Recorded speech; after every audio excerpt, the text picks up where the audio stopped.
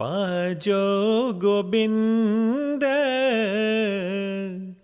Pool मात जाह मानस जन्म का एही लाह पाजो गोबिंद पूल मात जाह मानस जन्म का एही लाह गुर सेवा ते भगत कमाई तब ये मानस देही पाए इस देही को सिमरै देव सो देही भज हर की सेव सो देही भज हर की सेव भजो गोबिंद पूल मात जाह मानस जन्म का एही लाह. So welcome friends to another podcast in the Holy Truth series, given as always in the name of the Supreme Lord, who once again wishes to impart the very highest truth of what many call God, life and creation to the sincere seekers of the world, especially for the modern age. That's further supported by the Holy Masters, perfect saints and noble mystics of Sant today. Now this high truth of the ages is the noble path of Sant, path of the true saints, also known as the universal truth, true spirituality, or true religion, that is so graciously gifted to seeking humanity by the great holy masters, perfect saints, and noble mystics in every age, who are themselves the true representatives of the Supreme Lord even today. And although little known among the masses, once encountered, a sincere truth seeker can easily recognize that this noble path or true way encompasses all true faiths and beliefs as the noble source of all, details of which can be found in our humble literature, spiritual centers, or YouTube channel, as well as in the Holy Discourse series of ISTAuk.com. But before I begin today's session of spiritual questions and answers, I would first like to make a short introduction about who we are and what we represent here today. We are the International Spiritual Truth Association, or ISTAuk for short. And although now global, we originally set up in 2016 in the UK by request of the Holy Masters of the day, who derived their authority from Great Master Baba Savan Singh Ji of the holy lineage of Sant in India, the Levant and Persia. Now our given mission is simple: to tell the full truth about true spirituality or true religion from the Supreme Lord's point of view, especially for the modern age, while also correcting the confusions of the past and even that of the present about what is the real truth. Yet this high teaching is not new.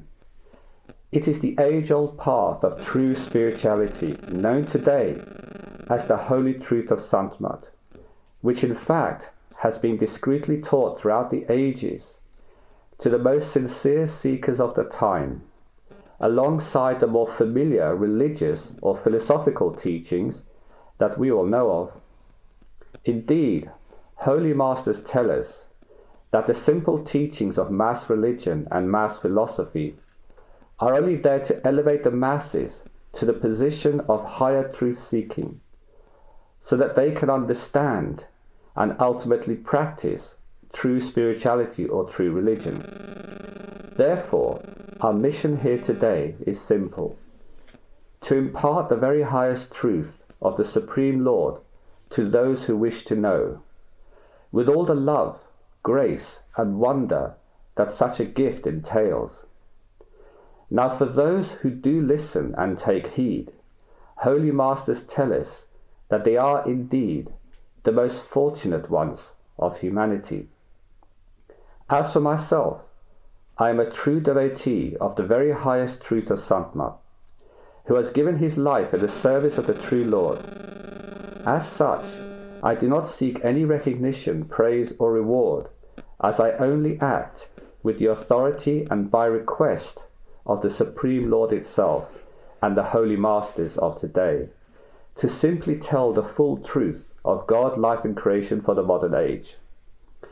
I humbly speak, therefore, as one who has been gifted with true knowledge of that high truth, and as one who lives in the Supreme Lord's will.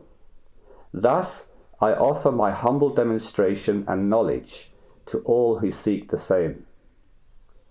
Now, as a friend on this noble path to God realization, I only ask that you put aside my human form and instead listen to and take heed of the loving message that the Supreme Lord has to offer you via this humble form, who has himself been transformed by the Holy Masters of today. Thus, I represent the proof that truly anyone can rise above their given karmic role to become truly noble once again by the true Lord's grace, if only they earnestly seek it. Therefore, everything I shall share with you today is a gift of wisdom, direct from the Lord itself, for the sincere seekers of high spiritual truth. In this way, I am a humble servant and perfect friend whom the true Lord has gifted with direct knowledge of the holy truth, which I have been asked to share with you. So although I shall speak with the authority of one who has been instructed to do so by the Supreme Lord, please do not attempt to praise or glorify this humble servant in any way, for you too are all divine beings undergoing a human experience in this lifetime, though you may not yet be aware of this.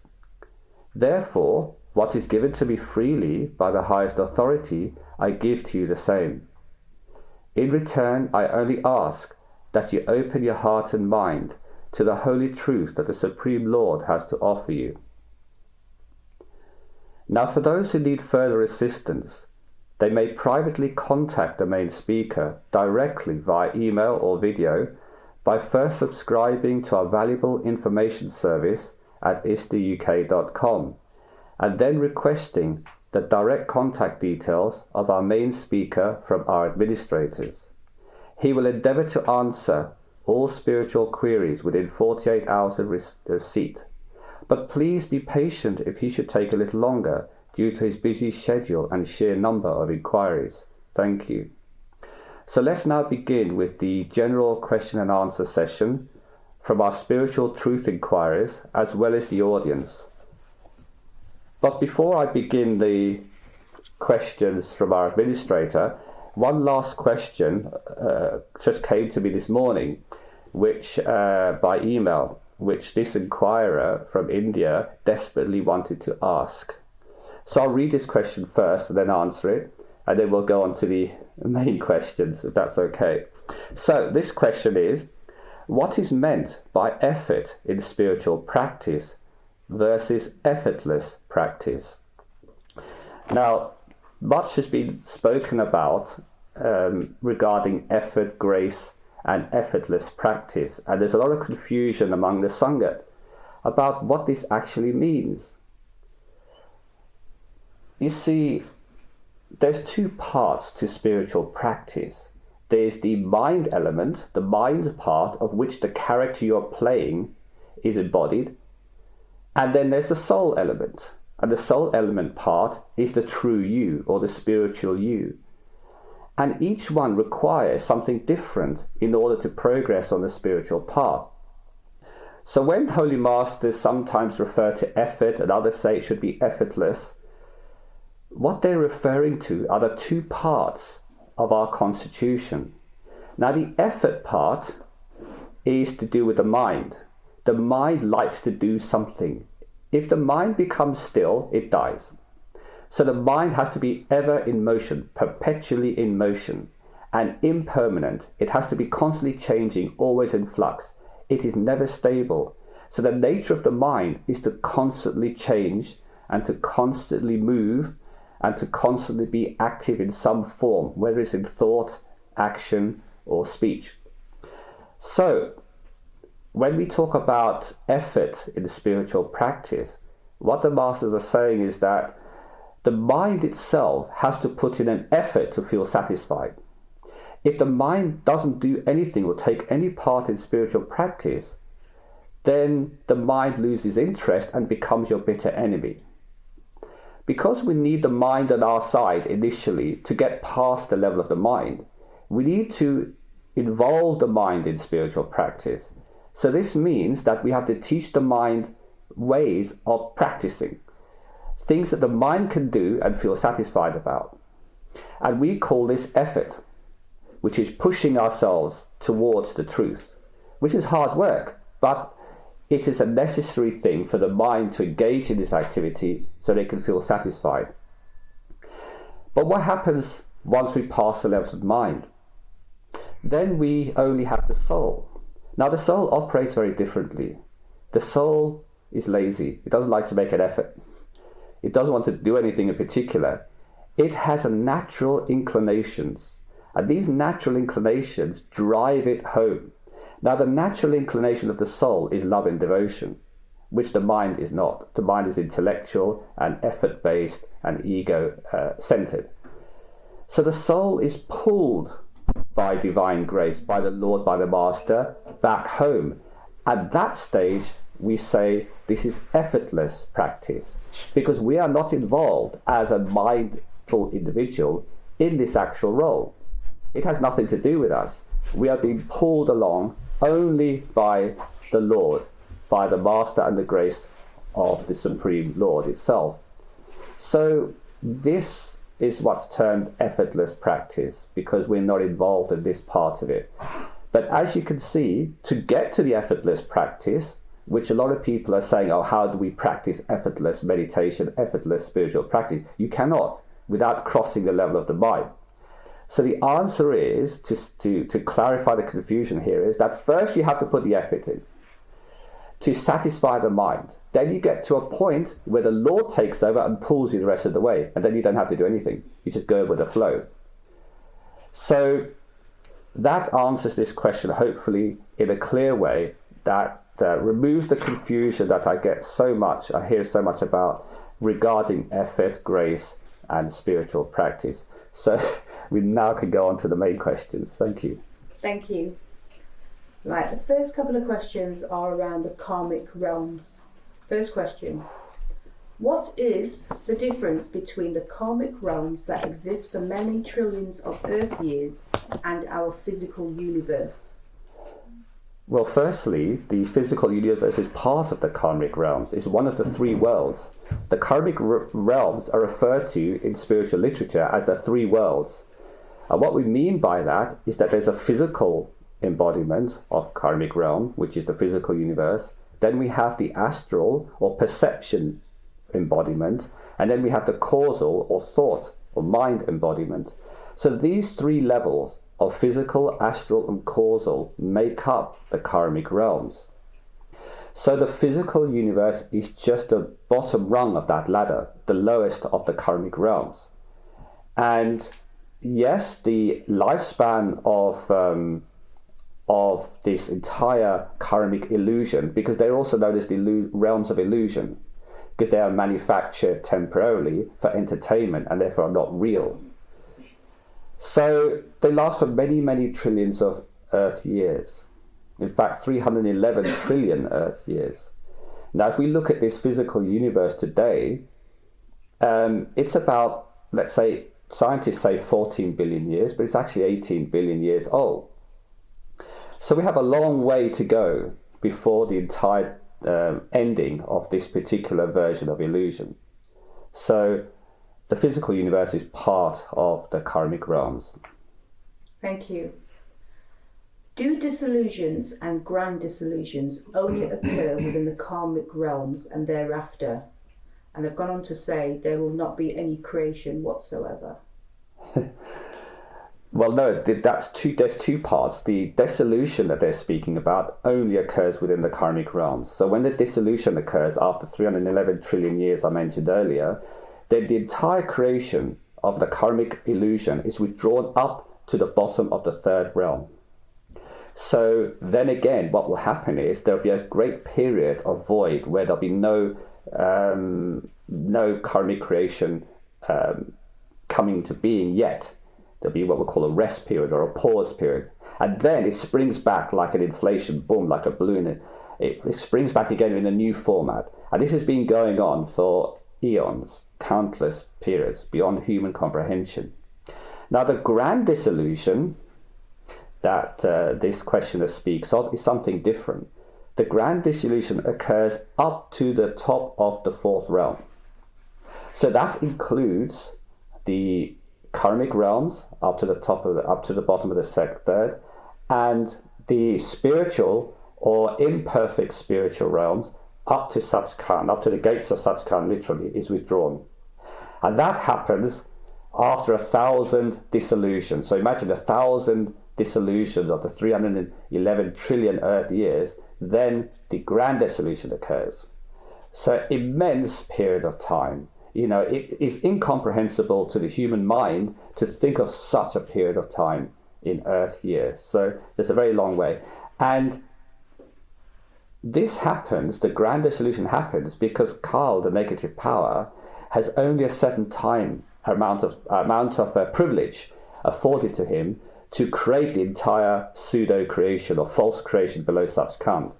So going back to the beginning of time when he apparently, so Kabir says, is not exactly correct, but this is a metaphorical example. He stood on one leg in devotion to his father Satgurus for 70 yugas. Yugas are very extended periods of eons.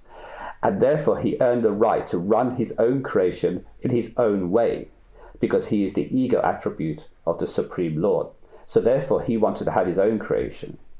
But the Lord let him have this because it became entertainment for the souls of Satgurus to enter into and come about. So the whole thing was a bit of fun.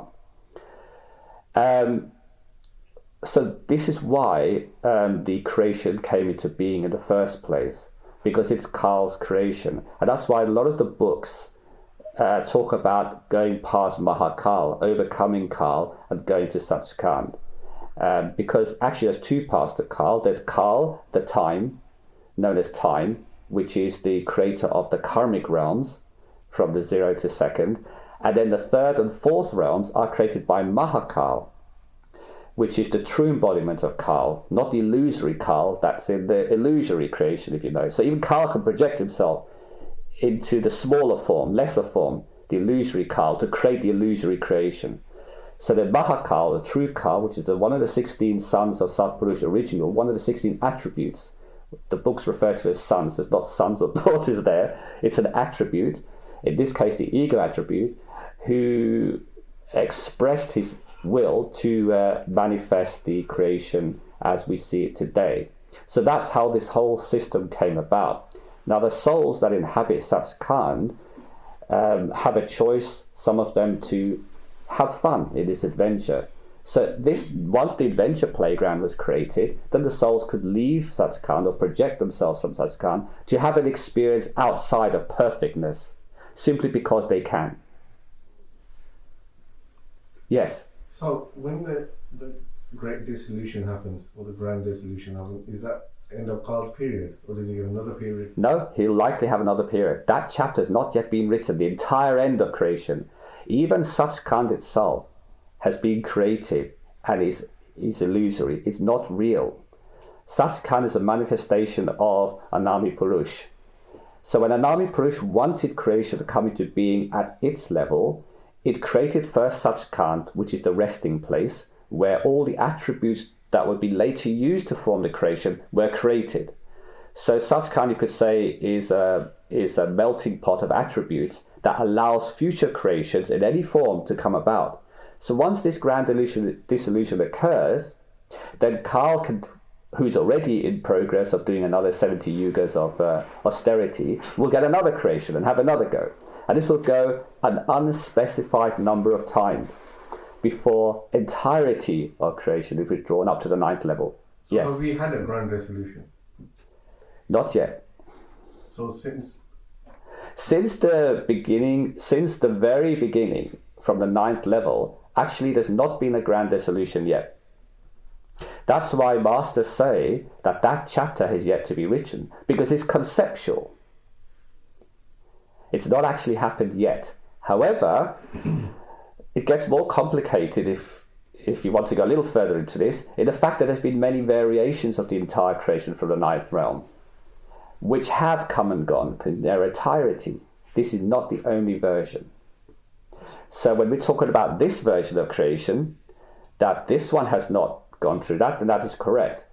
But if we talk about the entirety of creation from the 9th realm Lord, then yes, there's been very many variations that have come and gone, which are impossible for the mind to understand. So not even point of addressing them, but just to say, yes, this particular one has not dissolved yet in its entirety, but there have been many other versions that have come and gone.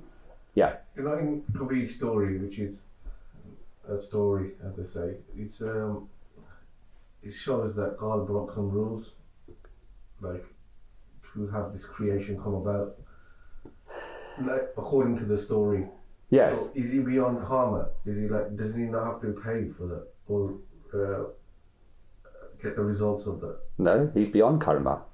That's why he's allowed to continue as he wishes. But let me explain this little story that you're talking about. This is what we call the fall from grace of Kal. But this was already predetermined, because Kal is the ego attribute. What is the ego attribute going to do other than express its attitude, its attribute? So it's naturally going to go against its father and want to do its own thing. That is part of the nature. So it's not that Kal made a mistake and, now it's stuck in this role play and so on. No, this is all perfectly according to design. So from the level of such Khan, there's no evil Kal. There's just Kal, the ego attribute, that is doing his thing, and we're resulting in his playground adventure. So when you say the ego attribute, you mean the ego attribute of the creator? The Yes, creator. that's right. So when in the Ocean of Love it says that there were 16 sons. Yes. Are they just 16 attributes of the creator? That's right. So it's a creator then? Yes.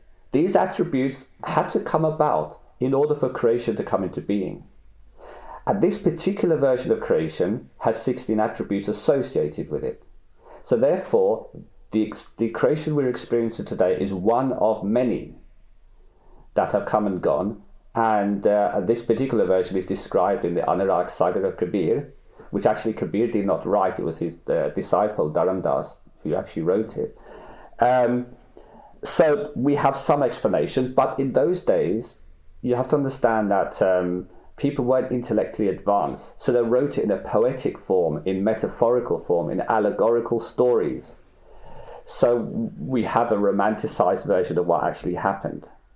But nevertheless, the events did happen. That's the point. Is how exactly it happened is largely relevant from our point of view. Standing here, he wants to get out of this place and we can find out all for ourselves. But it happened. So, yes, the creation is far more immense, vast, and extensive than you can possibly imagine. So according to the Anurag Sagar, Kabir was one of the first masters, according to the book. No, was he an attribute? No, yes, he's Diyal, the attribute of Diyal, which is forgiveness.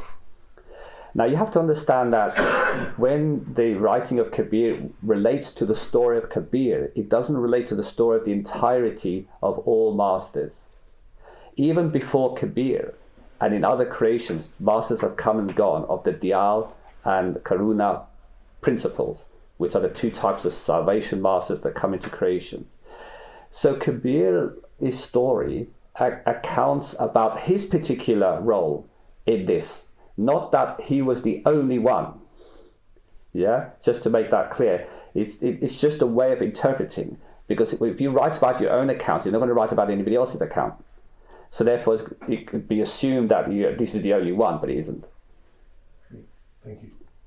Yeah. Okay, we'll carry on. Thanks. Right, the next question is around karma. Does intense suffering clear a large number of karmas than lesser suffering? And is great suffering in general one of the quickest ways to clear heavy karma? This is a very human question, because human beings like to think that if they're suffering more, they're clearing more karma. And if they're suffering less, they're clearing less karma.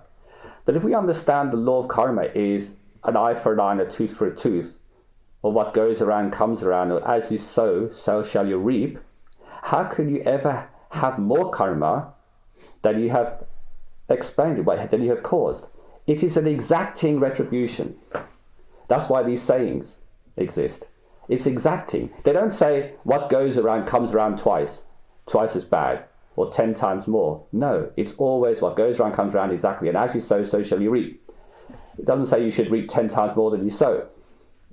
So this idea that if we are suffering more intensively, let's say, because there is another point to this, that we are clearing more karma, that's not true. This is simply the karma that we have sown in the first place as a character that you have taken ownership with, because you've identified with this character. So you say, I have committed this crime, therefore I have to pay the price. So you come here and pay that price.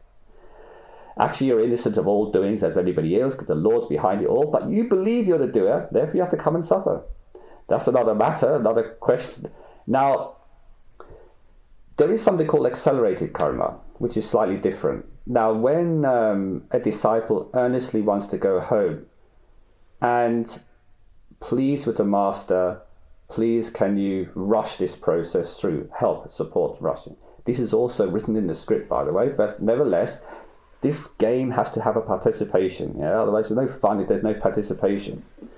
So the disciple asked the master, please, can you help? He said, okay, we'll accelerate the karma to the maximum you can take. So that person goes through far more intensive or difficult karmas than the average person, because they're paying 6 years in 1 day of past karmas to clear the account of this lifetime.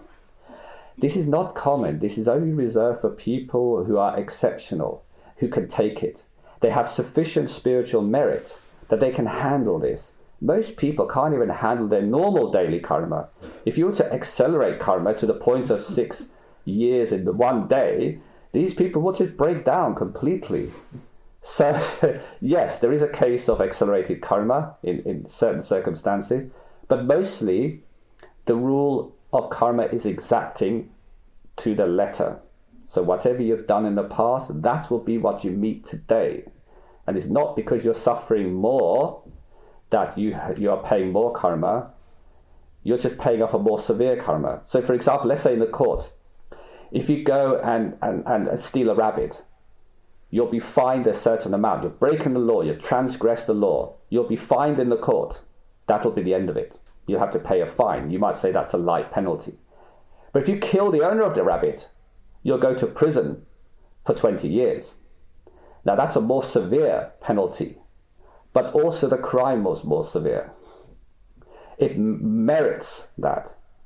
So this is how karma works. It's not that, oh, I'm being punished more, to clear more karmas. No, the Lord is not a punisher.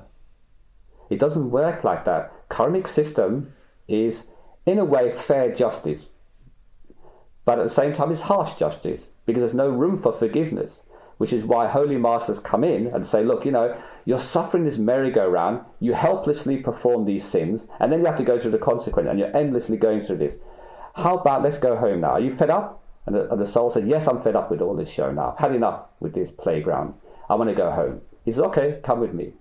And that's the point of initiation, becoming a disciple in spiritual practice. To get out of this. There's no end to the karmas. If you think that, like in Buddhist belief, that they say that you have to purify the mind and become karma-free, and then you'll be liberated, well, go on trying that. The grand dissolution will come before you attain it. You'll be for life after life searching for this elusive goal that can never be. Can I explain something? Yes. Maybe it's my mind thinking this, but sometimes I find that if something that I I don't know, are striving for, or I think is going to happen, and it's amazing. Yeah. Leading up to that, there'll be so many obstacles, or I'll have to suffer, and then I'll get like a reward. Yeah. So what's that about?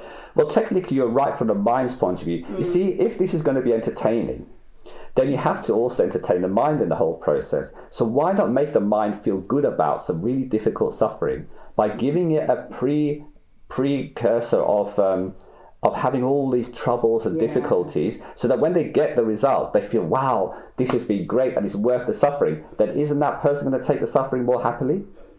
It's all part of the design for that individual. Some people need this, some people don't. Okay, thank you. Right, the next question is about holy mantra. While reading some Sant texts online and elsewhere, I find out that some of the 5 holy names have been spelt or pronounced differently. First question relating to this is, therefore, does it matter if I'm not pronouncing the names correctly? Well, yes and no. Because the names that are given by your particular master are specific for you. You should pronounce them in a manner in which the master has mentioned them to you, despite that somebody else might be given a slightly varied set of names that are pronounced differently. There's no confusion here. Whatever is offered to you or given to you personally must be adhered to. So in this case, you should try your best to pronounce the names as accurately as possible as given by the master who initiated you, who blessed you or spiritually awakened you, for those who don't understand initiation. Now, that doesn't mean that that set of names is the only form of the names. In the past, there have been several. The most famous are the Persian names, which are different. Now, the Persian name, because Sant originated in the Sufi tradition before it became known in India, funnily enough. There's another story of how Sant came to being. And the Sufis are an Islamic tradition, and the Sufi side actually comes from Zoroastrian, which is a Persian religion that predates Islam and Sant and so on. Now, because this was so widespread across the Middle Eastern area and India, where spirituality was based, that the early masters used a Persian form of these names. So these were given for quite a long period. And even today now, sometimes the master will give to those initiated from the Levant, from the Arab countries of the Middle East, or the Sufi tradition, will give the Sufi names. So therefore for them, those are the names that be practiced. Now, it doesn't, to answer the second part of it, it doesn't matter if you can't exactly pronounce the names, as long as you make the very greatest effort to do so. You see, failure to achieve something complete in this path is not failure of the path. Failure only occurs if you make no effort. So if you don't do anything on this path, then how can you claim anything? So masters often say, well, do your best and bring your efforts to me. Even if they've failed, I'll turn them all into success. How gracious is that? So if you try very hard to do the best you can with sincere, earnest heart, and fail, you haven't failed actually. So for example, if you're initiated by 2 perfect living masters and they say the names slightly different, if you use a mishmash of how they pronounce them, that's fine, I guess. Not really, because the last initiating master should be the one you take on board technically. Okay. And you ignore the previous one, because that one you've been technically handed over to the current initiation master. The previous one was a master by proxy. That doesn't always work, because if you're initiated by a lesser master than the previous one, then the previous one still stands. Okay. But you don't know this.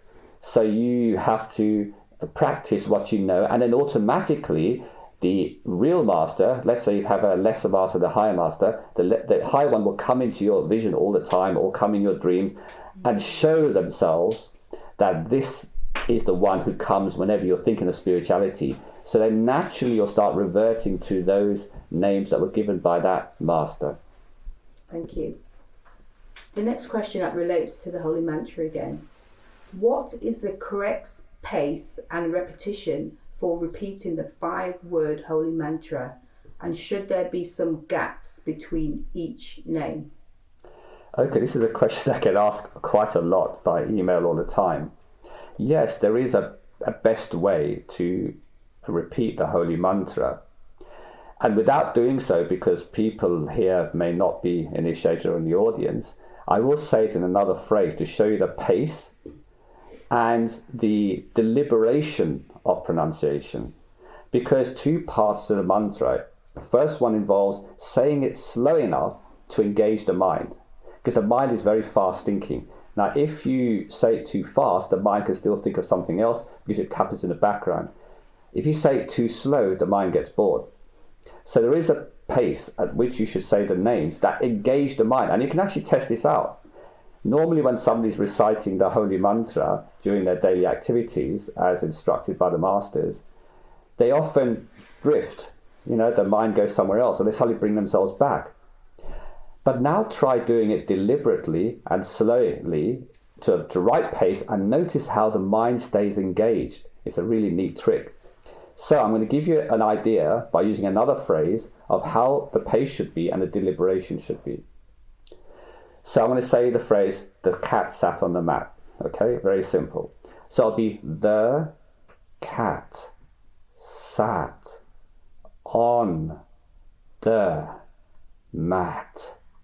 The cat sat on the mat. And this is done mentally, no physical involvement, no muscles are used, but this is repeated with the mind. So that pace and that deliberation should be used to get the most effect from your holy Simran mantra meditation. Thank you. The next questions are around meditation itself. Achieving concentration at the third eye center. So the question is, which ear should be blocked and which ear should be partially open whilst listening to the sound current, and why? Okay, this is a question I also get asked occasionally, not so much, but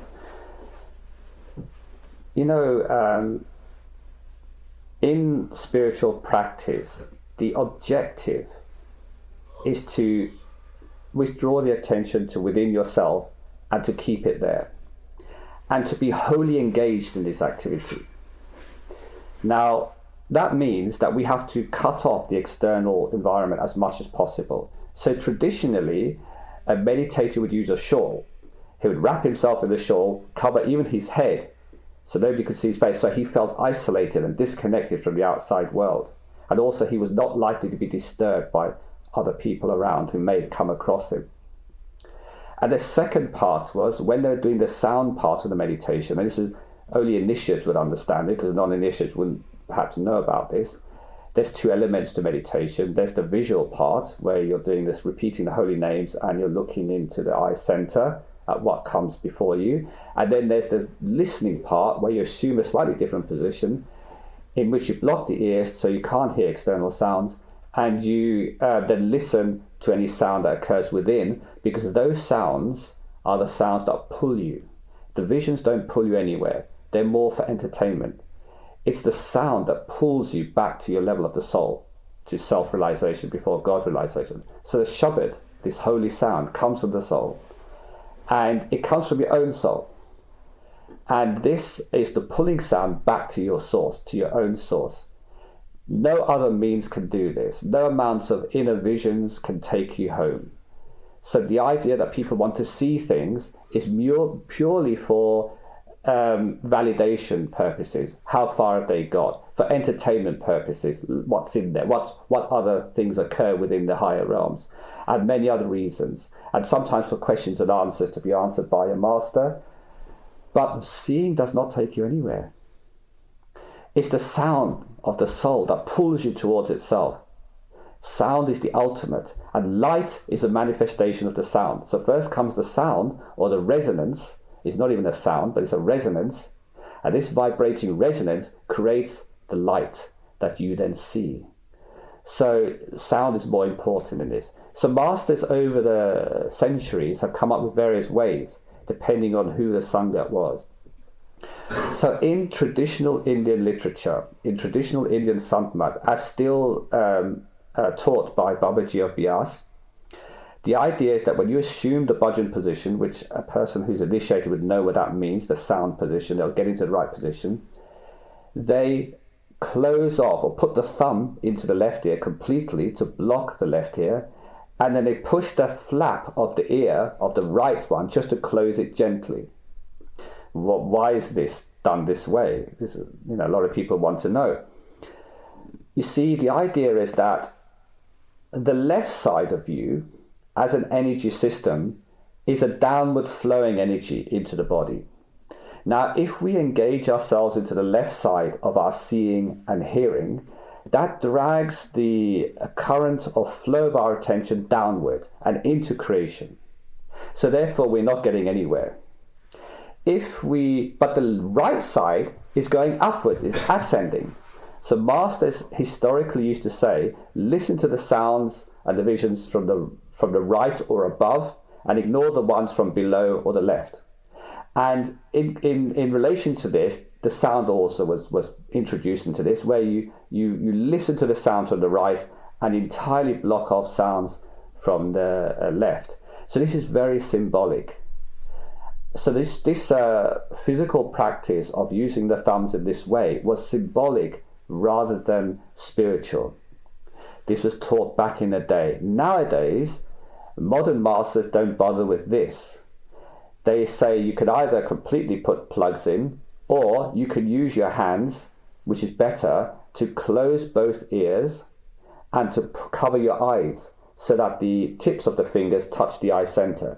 The reason for this is connecting the vision to the sound, and that is very useful. It really does aid concentration when you do this particular maneuver. So blocking one side and closing the flap of the other is not strictly necessary, but master like Babaji, the last of the lineage of RSSB, he still carries on with this idea, because a lot of the Sangha were initiates of, say, Charan Singh Ji and before.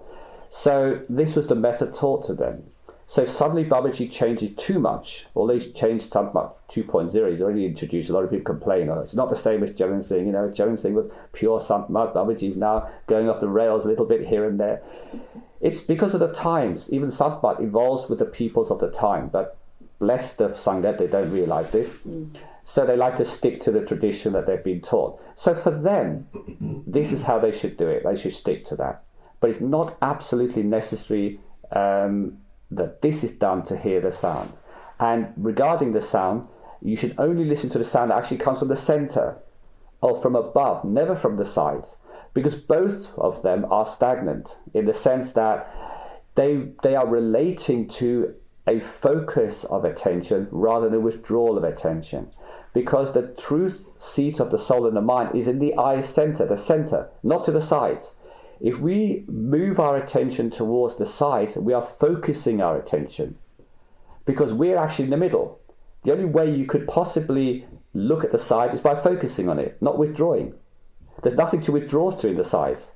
So by actually focusing on the left or the right, you are entertained, you are listening to something, but ultimately the true sound, the bell sound, you'll find comes from the center.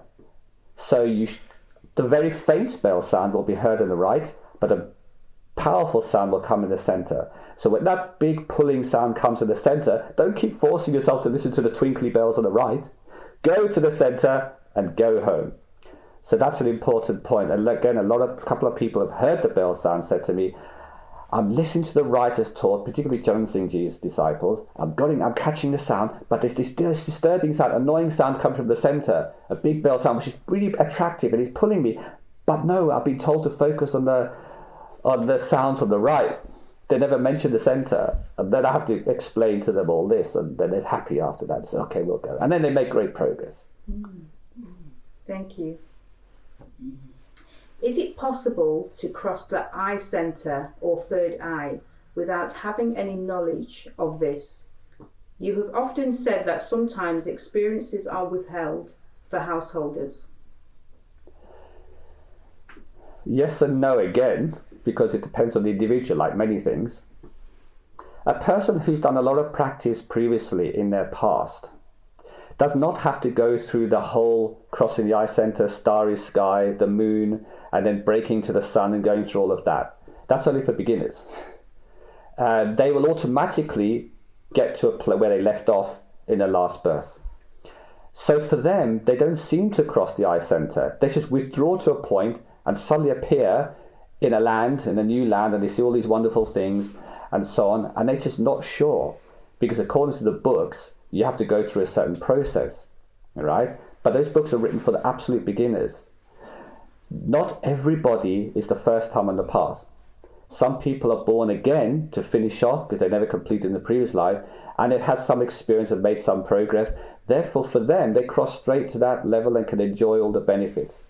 But for beginners, yes, they are fully aware that this is the first time, if they get there, that they're crossing the eye center, going through the starry sky, seeing the moon, ignoring the moon, which is descending, the sun is ascending, so they head straight for the sun, see the face of the master to give them courage to face the sun because they think they're going to be burnt up into a crisp otherwise, and the sun explodes in front of them and they enter into the astral realm. So that process has been very well described in literature as well, and it's true that for beginners that's how they get there. But the interesting thing is, once they've done that, they never have to do that again. The next time they meditate and get into astral, they'll go straight to where they left off. They won't have to cross this sky. So the beautiful thing about Satmad is you don't have to keep going over and over old ground. Once that ground is covered, it's done. Otherwise you'll be forever at it. So yeah, hopefully that answers the question. Thank you. I've got a few questions around Master. When we think of the Holy Master, does this add to our merit? Most definitely. Let me explain to you about the merit system as well in general, because this is a question I get asked a lot. What is the merit system all about? In this world, the most important governing factor that rules our life is time. It is the only thing you have to offer in any spiritual practice, time. Now there's good ways to use the time or bad ways to use the time. In Santmat, they explain that every second you spend in thinking of the Master, even thinking about higher spirituality, attending satsangs, listening to the discourses, being in the company of the saints, adds to your merit. Now, some of this time or some of these activities carry more merit than others. So, for example, meditation is the highest merit because that requires the greatest effort for the mind to withdraw to get to that spiritual merit. So, therefore, there's more merit in it. Whereas, if you simply just momentarily think about Master, then maybe that has much lesser, but still merit. What masters say is, because you cannot be in constant meditation, you should be in constant remembrance or contemplation. Therefore, in all things you do, you should involve the Holy Master as the one who has given everything for you to do and solve. In their name, you should do this, not in yours. You should have a conversation with masters. To, saying, okay, what do you want me to do with this now? This has happened. Master, give me a clue. Talk to them as if they're your best friend, constantly your companion. Now, this constant association or doing your Simran where that's not possible, if you're in a mundane routine where you don't have to talk at all, you could just do the Simran, the holy mantra. Again, all of this adds to merit. It piles up. So then when it comes to you asking for a favor, oh, please, Master, help me through this situation, the Master can look at the account and say, first he says, I'd love to help you. I'd love to help everybody. I don't have any favorites.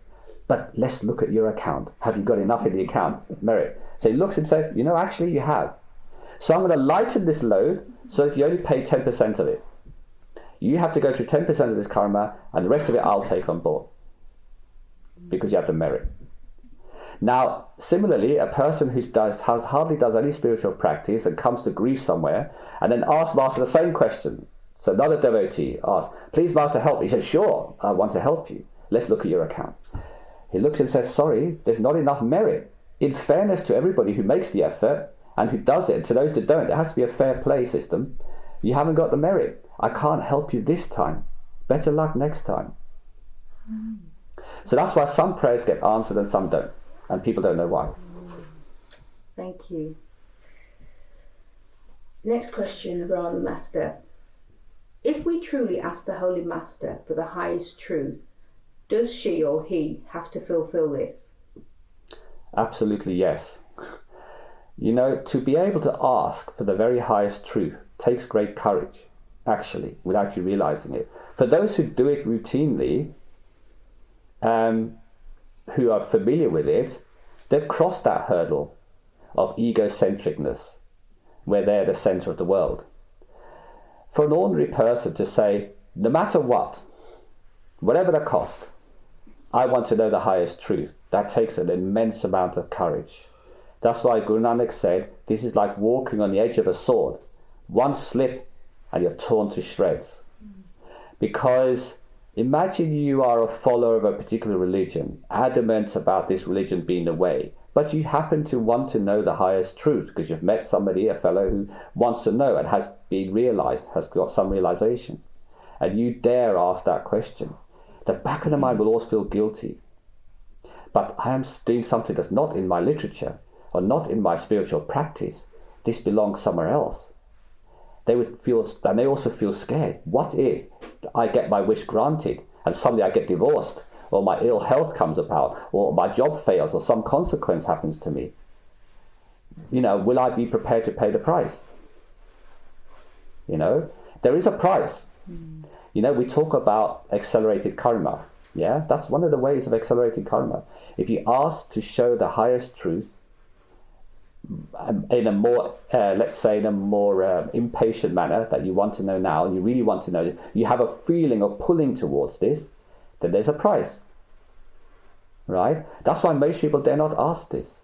They tentatively ask this, scaringly ask this. Oh, Master, you know, I would like to know what it's like inside. I would like to have inner visions. I would like to have all of this, but I'm also scared. If there's a cost, that's the If there's a cost, they don't realize, you see, but inherently inside they think, okay.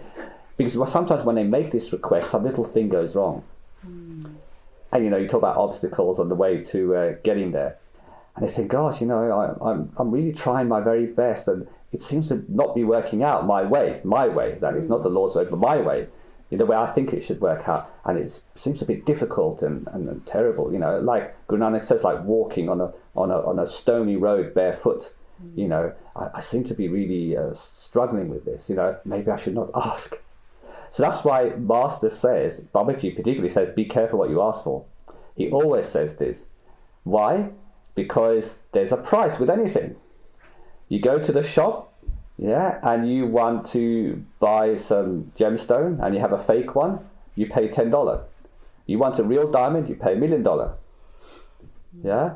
So the same thing in spiritual practice.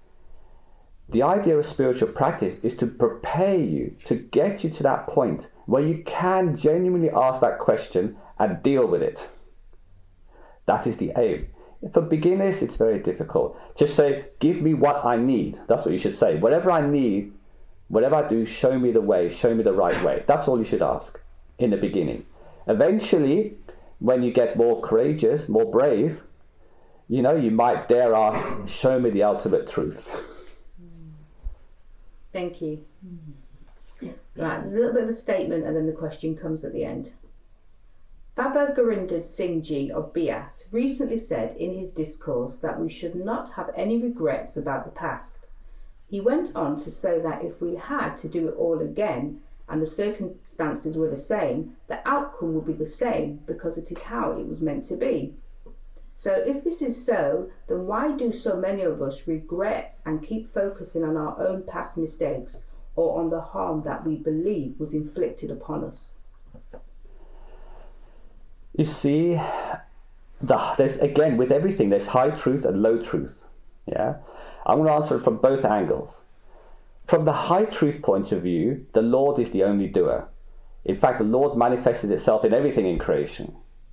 So everybody is part and parcel of the Lord, playing a particular role. The problem comes when they believe that that role is really them, and they're not part and parcel of the Lord. Then you get all these kind of judgments into play. and comparisons and so on. All this comes about because it's individuality. We call it dualism, as opposed to non-dualism theory.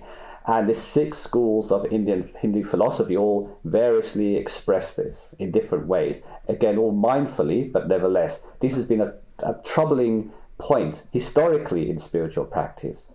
Because those of the mindfulness game, they think, yes, but we are responsible. We are the ones who do everything, and therefore we want our rewards for whatever we do, for example, spiritual practice. But they don't realize that also for the mistakes they make, they're going to be punished.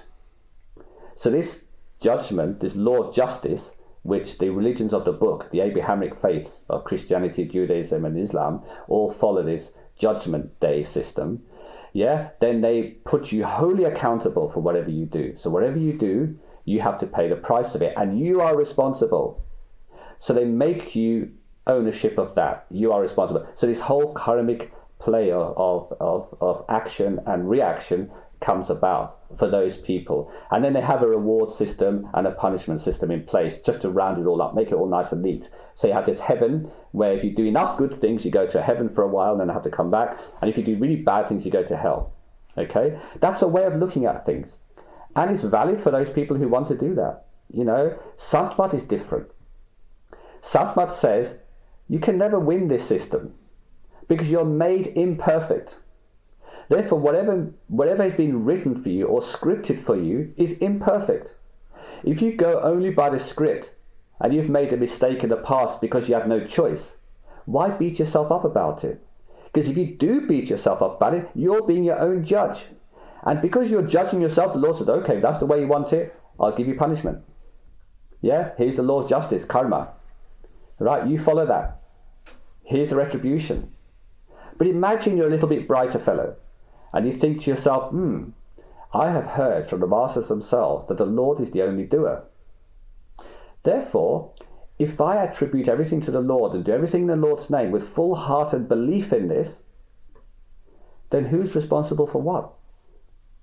When nobody's responsible, neither did I commit the crime, nor did those commit the crime against me. It has to work both ways. You can't say, I absolve myself of all responsibility from the past misdeeds, if you don't forgive those who've done all harm against you. It has to be both. Then it works. But a lot of people like the first part, don't like the second part. That's the problem. Thank you. I like to listen to or watch many Sant podcasts and videos online. It helps to motivate me to remember to meditate and live the right way of life. My question is therefore, does watching Master's old recordings also help clean the mind? And does it give the same benefits as watching them live or actually seeing the Master live? Let me explain first about a really important point which is built into this question, but it wasn't the intention of the questioner to ask this, but I'm going to use this as an opportunity to explain about this problem that people have cleaning the mind. Now, a lot of religions, especially in Buddhism and some schools of philosophy in Hinduism and others, believe that you're here to purify your mind, and by purifying the mind, then all will be well. That is not possible. The mind is inherently imperfect. If it is innately, inherently imperfect, how can you ever purify it? So Satgurus says, forget this nonsense of endlessly trying to purify the mind and going round and round. Instead, get the hell out of here. That's why Jesus said, I have come to pluck brands from the burning. He never said, I've come to put the fire out of the suffering. He said, I've come to remove you from suffering, not to end suffering. And this is a misunderstanding of Christians. They don't understand this very important point that Jesus made. Because if he did come to end suffering, we're still suffering, clearly he's failed. But if you say he actually hasn't failed, for his disciples he came, as he says, for his marked ones, marked sheep, and that there'll be others to follow him. And he's come to pluck brands from the burning, to rescue them from their personal suffering, by taking them out of the sphere of suffering, then that makes perfect sense. It makes perfect sense for him to come individually and baptize and make disciples about particular individuals and take them home. Not everybody. Not everybody knew of Jesus or met him. So how could they benefit from his teachings even? So all masters come in different parts of the world, and they come to rescue souls. Another story. So there's no way of purifying the mind. There is a way of getting out of the mind realm. Now, having said that, the mind can learn. The mind is like a machine, a learning machine, like a computer. It does learn. It's not purified because it's inherently imperfect. But putting that aside, the mind can learn. So for example, let's say you made a mistake over and over again and suddenly you get fed up with it. So you stop making that mistake. You've learned now that that particular action results in a bad consequence. So therefore you're no longer going to do that. The mind has learned. Now, does that mean the mind is becoming pure? No. What it means is the mind has learned and is doing less misdeeds and less misthoughts, which lightens the consequences that you have to go through, which makes life easier for you. So now when you come across a perfect living master who says, come with me, you have no problems because you're not weighed down by so many connections in this world that you have to deal with before you can practice spirituality. You're in a position now to practice spirituality, and the master can rescue you. So that's the time in which the master comes. So ancient philosophers and religious practitioners have said that we were purifying the mind. They use certain terminology. But that's not strictly what's happening here. What's happening here is that you are lightening the load of the karmic burden so that you in this life, because you still got all the backlog of stack of karmas to go through, that's still waiting for you. That doesn't matter what you do now. That's still there, regardless of what you do now. And you're getting, that makes you in a position to have a mental freedom to think about other possibilities. If your mind is more at peace, you're able to practice spirituality. No one can practice spirituality if the mind's not at peace. As simple as that.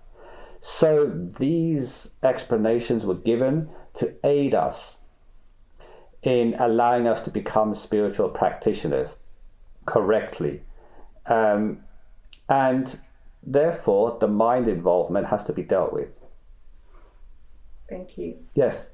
Could you say a little bit more about the mind being at peace in practical sense? What does that, well, I think I know what it means, but I'd like you to offer up a bit more information. You see, when the mind is less disturbed by the events around it, there's two types of peace. There's karmic peace and there's learned or grace peace. Now the karmic peace affects non-initiates. So for example, they'll go through a period of lull where there's no major trauma coming to them. Everything is going hunky-dory, everything is going well. So at that point they're at peace and they feel that they're at peace and they can enjoy life a little more until the next bout of disturbance comes along. So this is not really a peace that is lasting. Now, then there's earned peace in a sense, where you're a devotee of a perfect living master. You surrender to the will of the Lord now. So now you're living in the Lord's will. Everything that comes your way, you just take it as, so what? It is what it is, it's going to pass. This too will pass away, and you even stand in front of the mirror and say, even I will pass away. Everything will pass. This is anicca. Impermanence, impermanence, impermanence. Nothing is permanent. Now, when you adopt that particular idea within you, it's enshrined within you, then you have a higher form of peace. Because this means that this peace is more lasting, because even those troubles may come your way, you don't even notice them. They are going past you. They're impermanent, or anicca, anicca, anicca, as the masters say. Impermanence. Nothing is permanent. Everything is fleeting and passing by. Now, if you just let it go by without engaging in it, you're going to have the least harm. And we call this peace. Yes, ma'am. This is kind of similar to another question earlier. I want to know the truth about myself. Is it wrong to ask my holy master to show me? No, this is the object of spiritual practice, of true spiritual practice. To know thyself as soul. So if you want to know the truth of yourself, you keep on asking and you keep on doing the things that aid it. If you do things that oppose this, then you're going to be too burdened with dealing with life to have time to even spend withdrawing your attention or contemplating or thinking higher things, and you'll never get to know it. So this question has to involve some kind of action with it. You can't just sit there and say, show me all the truth, but I just want to carry on being a bad person or messing around in creation or indulging in creation wholeheartedly. The two things cannot go together because they're opposites. One is taking the attention out into the creation and indulging in it, and the other one is withdrawing the attention. You can't be in two places at the same time. Thank you. I've got a couple of questions around lifestyle sort of traditions. Could you please explain the role of fasting in gaining spiritual merit? Currently, the Muslim culture is celebrating Ramadan. I have heard that after 40 days of fasting, Prophet Muhammad became enlightened.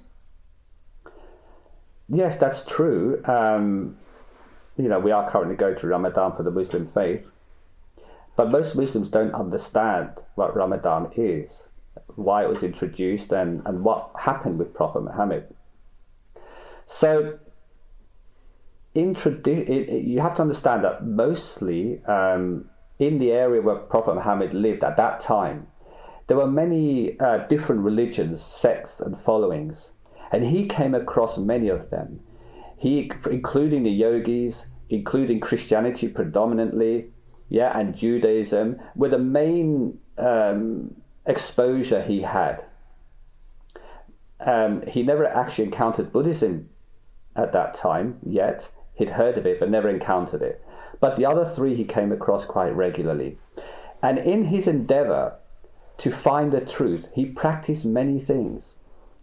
Now, one of the things he took from those faiths was the idea that if you fast, your mind becomes really clear because it's not weighed down by the toxicity of food, and therefore you can focus more on your spiritual objective. So he took to this. As a real seeker of the truth, he wanted to know the truth for himself. He was earnest in this. He'd done many things already. So, in his early middle age, he went to the cave and fasted for 40 days. And at the end of the 40 days, he was sufficiently clear-minded that he could actually get his attention focused on his objective. And therefore then the angel Gabriel came to him, Jibril in Islam, came to him and started revealing the truths of the astral realm, of the moon god Allah of the astral realm, the first level of God authority that Prophet Muhammad encountered. And therefore the elements of the Quran were revealed to him. Now, this is the point. So in a way, Ramadan is a celebration of this fact that Prophet Muhammad used this method and became enlightened. It's not the only way to become enlightened. Clearly, people have become enlightened many other ways, but this was his road to enlightenment, personal for him. So during this time, instead of Muslims meditating on Allah, they read the Quran. So it's been translated now again as everything to mindfulness and worldly practices, where they just read and read and read endlessly the Quran, and that's all they're supposed to do. They're not supposed to do anything. Fast and read the Quran, and at the end of it they should be enlightened. But clearly that's not working, because countless numbers of Muslims are doing this and they don't seem to be enlightened. They don't understand the gist of what Prophet Muhammad did, the great thing he did, because he was a sincere seeker. He was desperate for the truth. He was confused by all the stuff that came around. He saw all these merchants trading and all this crookery and the hard struggles of life. And he wanted to know, because he traveled with his uncle for a while first. He wanted to understand, what is the point of all this? One lot of making money, another losing it here, they're buying and selling. And we're struggling endlessly in this. We're not finding peace and happiness. He wanted that illusory peace and happiness. So he took to spiritual practice. And he attained a certain level. And he discovered the astral realm and the paradises, which Christians call heaven.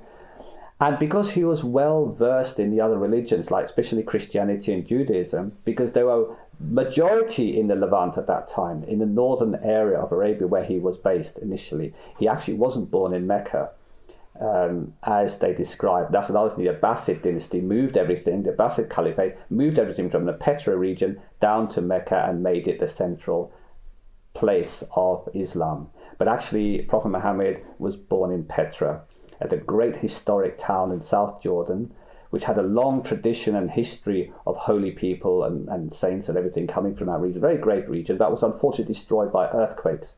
And when it was destroyed by earthquakes, the Abbasid dynasty simply moved everything down because his clan, the Abbasid Caliphate clan, came from the region around Mecca, and he wanted to make his clan as the number one Muslim.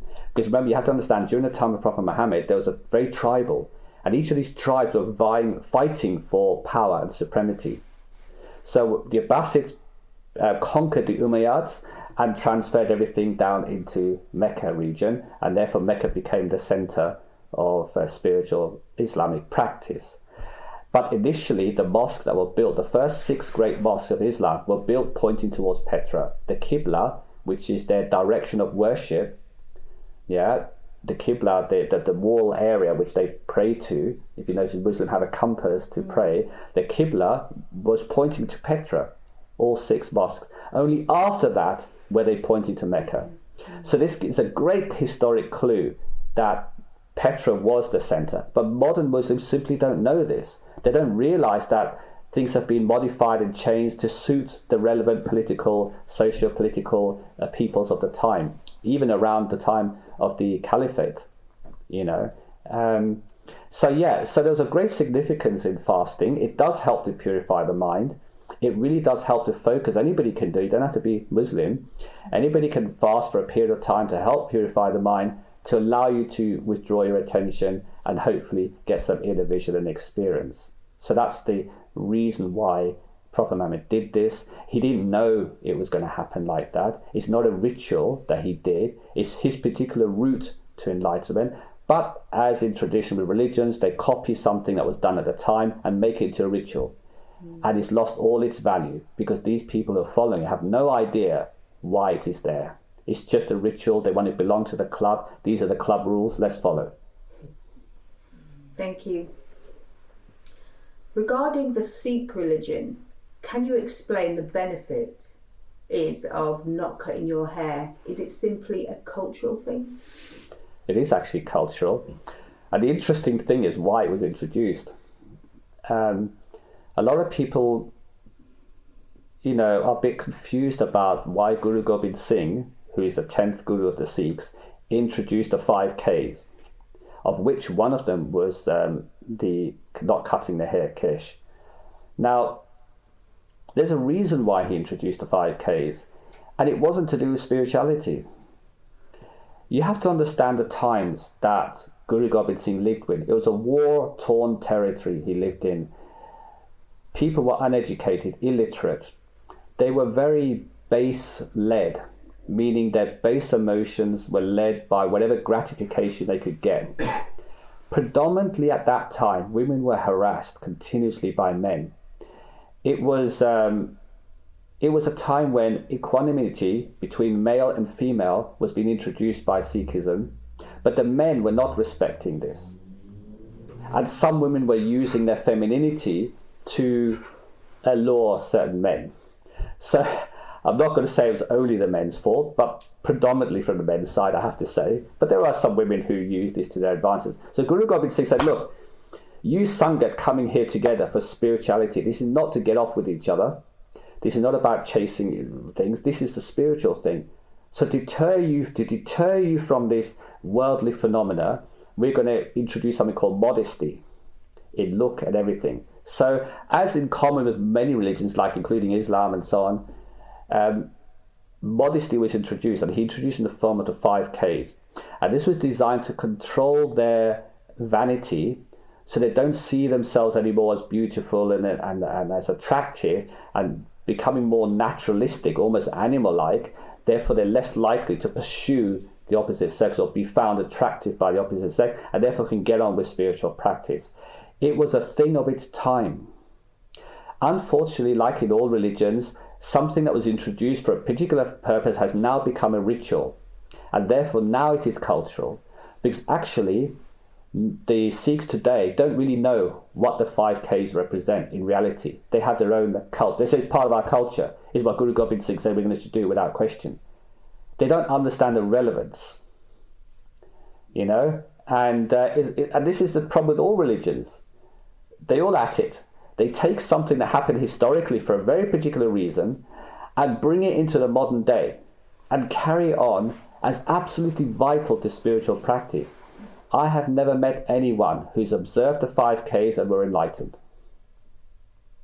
The only people who are enlightened are the people who get the hell out of here. They leave this world and practice spirituality, go within their inner attention at the eye center and leave.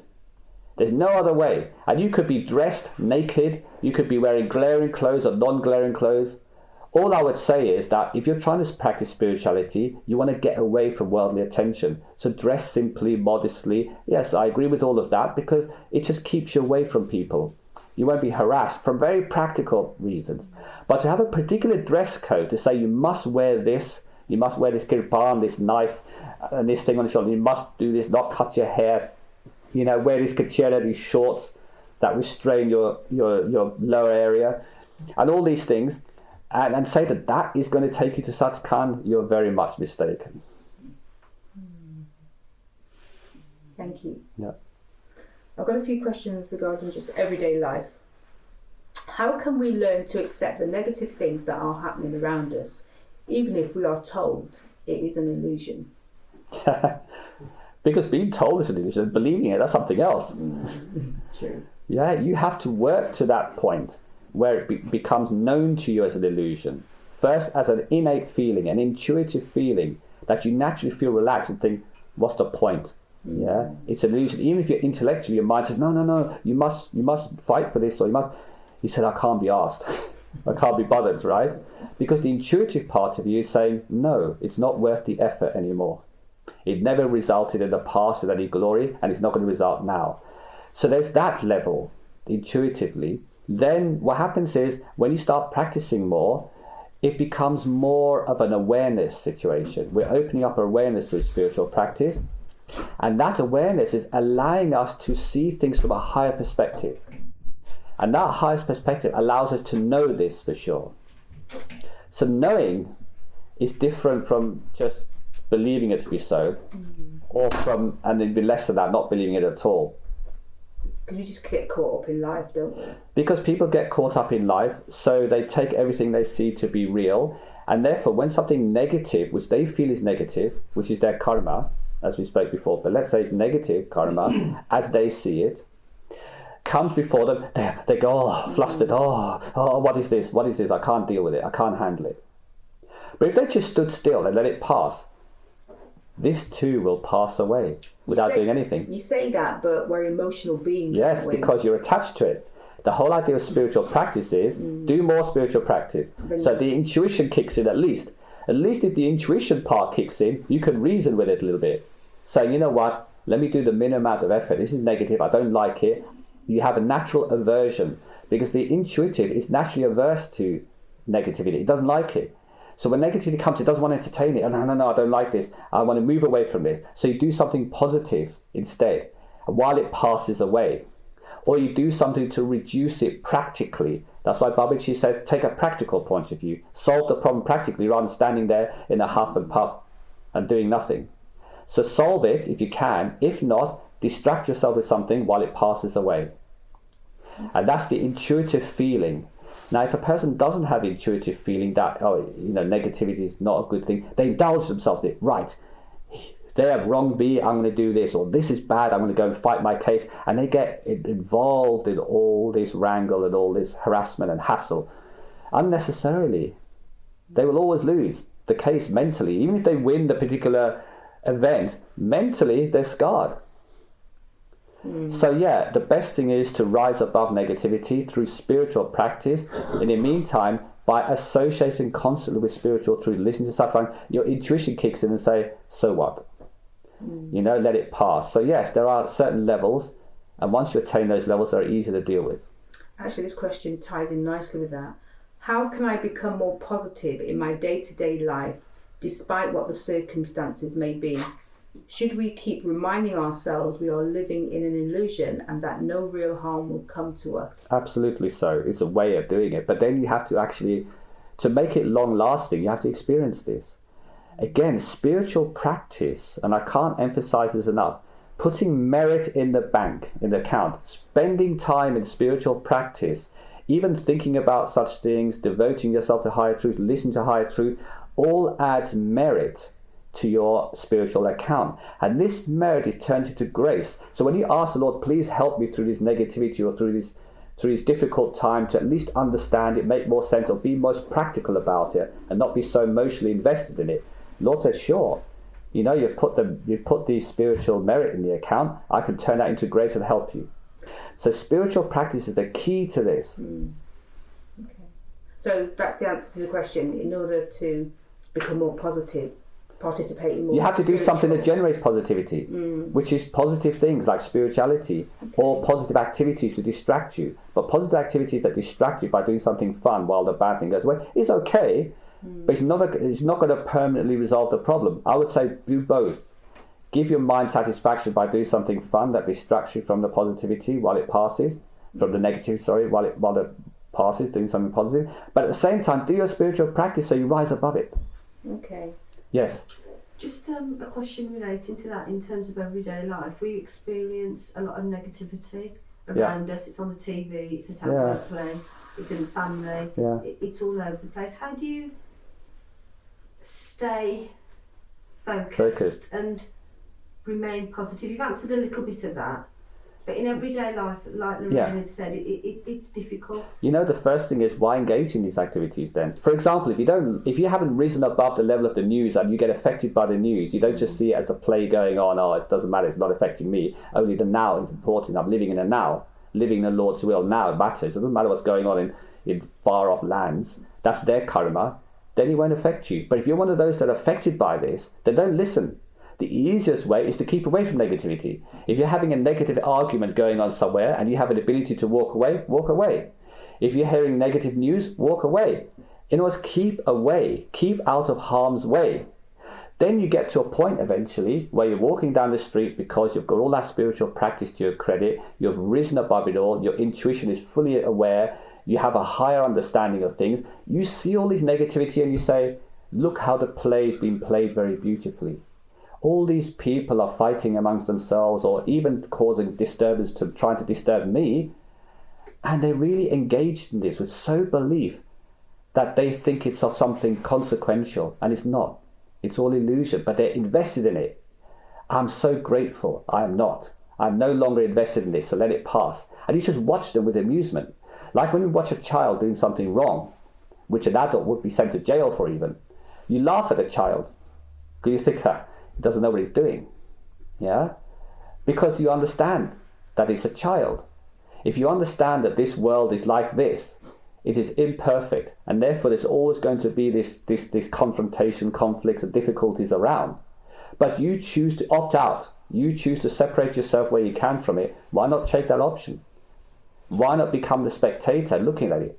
When you train yourself in this manner of thinking, alongside the spiritual practice that gives you the courage to do it, then you will look upon all these things and just laugh at it all even. Even when you see the most tragic things occurring around you, you just laugh. You just think how wonderfully the play is being played. All the elements are there to create this drama. You are now witnessing this drama, even if it's at your doorstep. Look how it is. It's come right to my doorstep, but why am I not affected? Why is it I see it for what it is? So practice, spiritual practice allows you to see it for what it is. And by spiritual practice, we talk about meditation predominantly, but all the other things relating to spiritual practice and remembrance. So that is the way to overcome it. Initially, the easiest way is, like Babaji says, always be practical. Walk away. If you don't like listening to the news, don't listen to it. Then you won't ever hear anything negative. I think sometimes that might be hard because you kind of want to know what's going on to know where. Then you suffer the consequence. I know. I knew you was going to say that. You can't have it both ways. It's like good and bad together. You have to decide. Yeah. As long as you got enough courage in you to face the news and listen to the misery, then face the misery that goes with it. But when you've had enough and you say, yeah, then walk away. Sometimes that's quite difficult in the workplace. Even in the workplace, shut your ears, wear blinkers. You're expected in certain roles to give an opinion or yes, always be fair. Know that there's nothing important going on here at all. It's all part of the gameplay. You're being involved in it. And in fact, you could be amused. Now, here, how should I answer this? How should I give my opinion? Okay, I'm always going to be the fair one. I'm never going to try to be an antagonist or anything. I'm going to stick to the rules. Let's say the organisation working says, right, this one has transgressed the rules, therefore they need to be fired. You fire them. But you fire them not with anger in your heart, not with any emotional thing. In fact, you feel sorry for them. But you do your duty and write it off. It's not your responsibility because the situation you've been placed in is you're a manager there and you have to fire that individual or you have to discipline them. That is your role. You do it. But always with kindness. Still the outcome is the same, but the delivery was different from somebody else. Always be kind in whatever you do, right? Because that's how you would like to be treated. Oh, I appreciate that. Yeah. Okay, yeah, go on. Thank you. This kind of relates to it. How can we stop worrying about things? You got any tips to face adversity? Know the truth of it all. Once you know the truth, where's the what time for worry?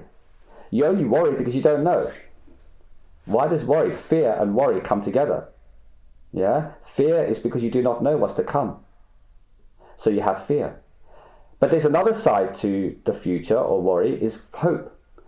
So you can be a positive-minded person or negative. A positively minded lives in hope. Okay, it's bad today, but tomorrow might be a better day. Let's see what happens tomorrow. I'm going to put my faith in hope. Another one says, no, we're condemned. This is going to get worse. We're only going to be all doomed. We're doomed, I tell you. Yeah, and there are those like that. I know which one I prefer to be. Yeah. I think part of it has got to do with the outlook. I'll give you an example. I work in a mental health hospital and I go into work with this attitude of, oh, I wonder what new patients we've got today. And because my role is to give them hope that they will get better. Give hope always. So that's how I always approach my job, and I don't get caught up in their issues and what we really can't do as an NHS system because our resources are lacking. Because I know there's patients there that we can't really help, but they're going through this system. It's their karma. This is it. So there's only so much I can do. So I do look on it as, it's a bit like a game in a way. Like, what's going to be my role today? What is God going to allow me to do to support this person? That's right. And then I know that's how you should think. This is it, and I know that I can only do so much. Yes. And you know what? Whatever I'm meant to be faced with, and whatever I'm meant to be able to do within my remit and my role, then that's all I'm going to do. You see, all you can do is your best. Yeah. As long as you do your best, you should be satisfied at that, even if the outcome is not desirable. Exactly. Because that's not in your hands. And that's what I needed to get You need over. to separate the outcome from your effort. Yeah. If you do your best with good intentions and good heart, but the outcome or the interpretation is taken another way, don't worry. Let it pass. It is the karmic system just playing out. You separate yourself from that and just say, Lord, please help me and support me and teach me if I need to learn anything to do better next time. But always do your very best with kindness, compassion and humility. If you do these things, then all your actions will always be good, even if they're taken bad by the other one. Yeah. So therefore I don't take anything home with me. Then throw a lot in with the Lord. If the whole world condemns you and says we're going to hang you, you say, Lord, you're the only one who has the authority to judge or to say anything. Look into my heart. You decide my fate. Not them. Then suddenly a change of event can take place, something happens. Or maybe it is time for you to leave. And the Lord says to you, no, this is your time to go, they're going to hang you. I say, okay, at least take the pain away. Fine, I'll do that. So you don't feel anything. Yeah. Thank you. Right, got a few questions around saints. What makes someone a true saint? Well, when we talk about it from the high spiritual point of view, from Santma point of view, anyone who has become soul liberated. So, for example, they've entered the third realm of soul, where there's no effect of the mind anymore. At that point, they're the first level of sainthood. Because now they know that this illusion is an illusion, for sure. The entire thing was generated by the soul for their entertainment. So, that person we call realized. We call self-realization. So one is self-realization, they're a saint. Now, to become a perfect saint, they have to become God-realized. So there's a difference between a saint and a perfect saint. A perfect saint is God realized that everyone is part of them. Everyone in creation is part of their alter ego, is another expression of themselves, playing the particular role that they've been assigned. So everything is one, but divided into the many for the sake of participating in creation. Thank you. Why are there more male saints than female saints? You'd be surprised how many female saints there have been that are largely unknown because of a largely male-dominated society. But generally speaking, if you have to look at the historicity of humankind, men have always been a dominant force in humanity. And as a result, if you're going to influence the masses, wouldn't you be born as a dominant force that'll be listened to? Because if you're born as a woman and nobody listens to you, you could be saying the absolute truth of wonder, and all you'd be doing is harassed or even thrown stones at because you're a woman and not considered fit by their belief system to say such things as it was the past. We have to understand the barbaric past that humans came from. It was a male-dominated society, so naturally it makes sense for most saints to be born male, just to be taken more seriously. But there have been some exceptions to this, just to prove the point. But they've always had difficulties, and that's why we hardly hear of them. Like Rabia of Basra, which was a Muslim saint, and Mirabai of the Hindu system, and so on. Actually, that's the next question. Who is she, that person that you Who is mentioned? Mirabai? Yeah. Mirabai was a princess from a kingdom in North India, back in the 15th century, by our standards, by our calendar reckoning. And she was a rare princess because she was very devoted initially to Lord Krishna. She was an absolute devotee of Lord Krishna and wanted to see Krishna. To the murtis, which are the idols, she used to put all the relevant offerings to the idol and wanted the idol to move or to show a sign or do something. She's very obsessed by this. She wanted personal Krishna. She didn't want Krishna, the concept. She wanted a personalization of Krishna in her life. That's how devoted she was. Naturally, the statue let her down because it's made of clay of the physical world and there's no power in it as such.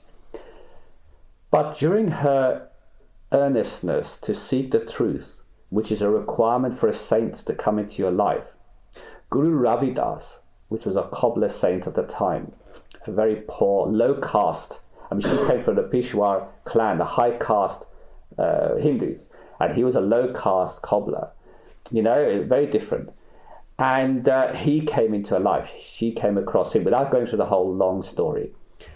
And she was attracted to him because his teachings were very appealing. He appealed to her from the Krishna point of view. He used Hinduism as a means to explain spirituality to her, and she was very impressed.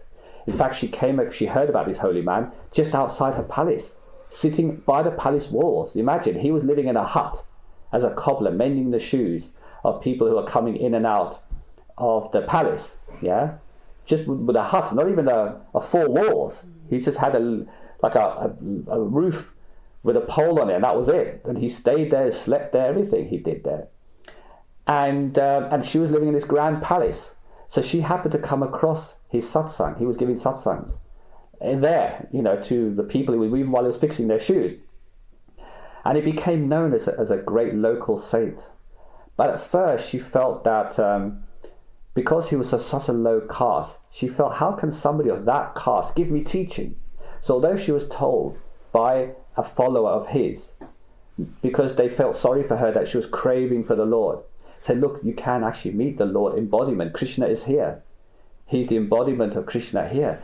And she didn't believe it, because as she walked past and saw this cobbler saint there with his beard and everything, looking quite not cleanest of wear, she just dismissed him. Until one time as she walked past, he was polishing the shoe very, very earnestly, going around this shoe. So curiosity, took the better of her. That's what useful mind has a curiosity thing. And she went up to him and was saying, I don't understand. Can I ask you a question?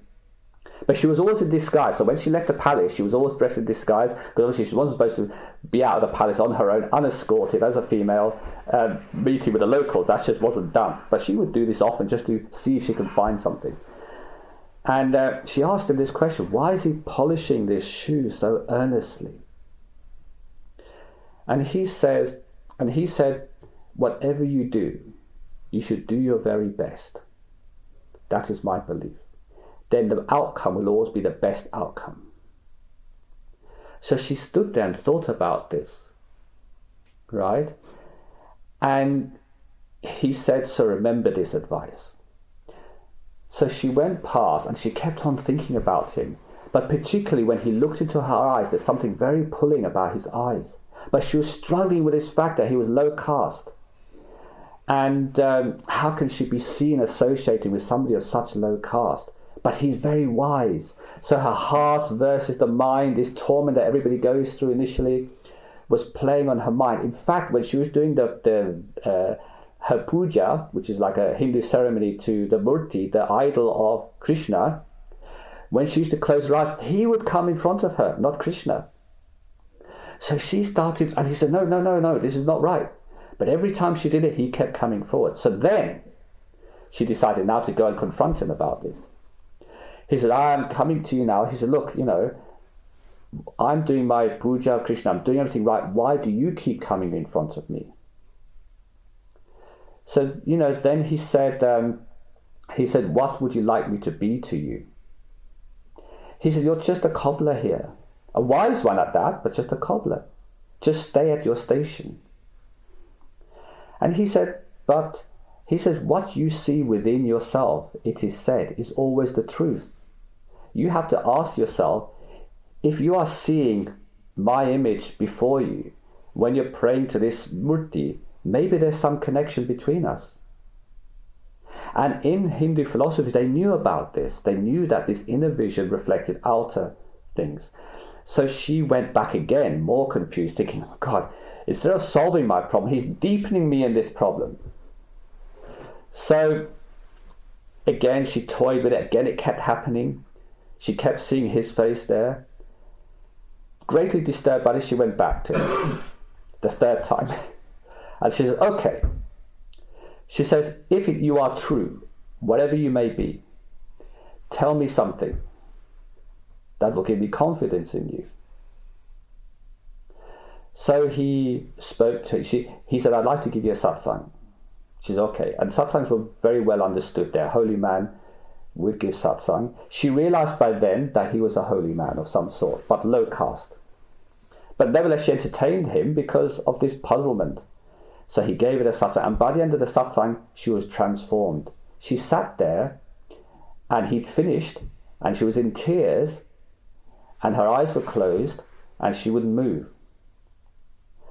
Now passers-by came past and saw this lady sitting in front of this hut, motionless, absolutely fixated on something, but her eyes were closed. Because of the satsang, he gave her an inner experience. He allowed her to see who he was. And he transformed into Krishna and himself to show that he and Krishna are one and the same. So after that, she became his absolute devotee. When she eventually woke up, she went back to the palace. She packed up all her idols, or she just closed the cabinet. In those days, these elaborate rules, and never touched her idols again. She had one picture of Krishna there, which she liked particularly. She left that there. And she used to just meditate in front of the picture, but always see Guru Ravidas. Then Guru Ravidas eventually initiated her and gave her that enlightenment, that realization, because she was to be a saint. She had already earned all this bhakti from the past. It wasn't that he somehow selected her. She'd already done a lot of work in the past, which is why her sanskars, her attitude was so spiritually minded from a young age. Despite being born in a palace surrounded by all the opulence and wonder and splendor of it all, she was drawn to spirituality, drawn to simplicity. And there's many, many stories of how she tried to reward Guru Ravidas, even by giving a very valuable diamond to him. And he said, no, what can I do with this? What am I going to do with this? The society I live in, the society I live in is totally different. So she left it on his roof in there. It was all, at that time, the roofs were thatched roofs and everything. She left it there. She came a week later and the diamond was still there. He had not touched it. And then she realized that he didn't need all these things. Slowly, there's this banter between them, which is quite nice, which she's written about in her stories. And she was a very famous songwriter, and she used to play this musical instrument like a banjo type thing. And she would sing religious songs praising the Lord and praising Krishna, because remember at that time she could not be seen to be devoted to Guru Ravidas, who was a low caste. But the intention of her singing, that's why a lot of the Hindus say, oh, she was a Krishna devotee. Even to this day, she's listed as a Krishna devotee. Actually, she wasn't. She was devoted to Guru Ravidas. But she used to use the word Krishna to refer to her Guru, because then she could sing publicly in the street and nobody would criticize her. Very clever. And that's her story, in essence. Thank you. Right, I've got a few questions around love. What is the highest form of love and how can we experience it? Again, this is a problem that a lot of people don't understand, the different types of love and how love is filtered through from Satgurus, with pure divine love, to emotional love here in the physical. True love is spiritual love. But what is spiritual love?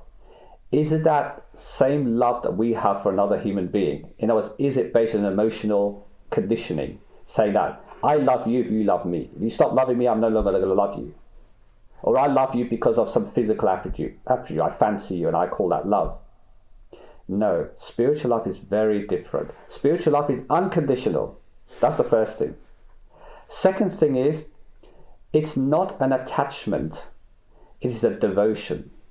It is a devotion to truth, the truth and glory of the origin of all truths. That is the highest form of love. Now, historically, saints even have used the word love, because people can only understand a state of ecstasy when they're in love. The only state of ecstasy that a human being can ever have here, the highest state, is love. There's nothing higher than love in the physical form for ecstasy. So they use this word. They hijacked love that we understand and said that if you have this love and devotion for the Lord, that is the ecstasy you will feel when you go into such kand. But actually, it's truth and bliss. And then later on they added the bliss means perfection of joy. Perfect joy is bliss. And truth is devotion to the ultimate truth, an attachment to the truth, that you become the truth. So now you're the embodiment of truth in perfect bliss or permanent joy. And that is the truth of the love of such kand. However, when they have to explain that, imagine how they explain to you, it seems quite clinical almost, maybe, to the mind, or quite cold. But if I use the word love to say that, have love for this, love for that, you get that.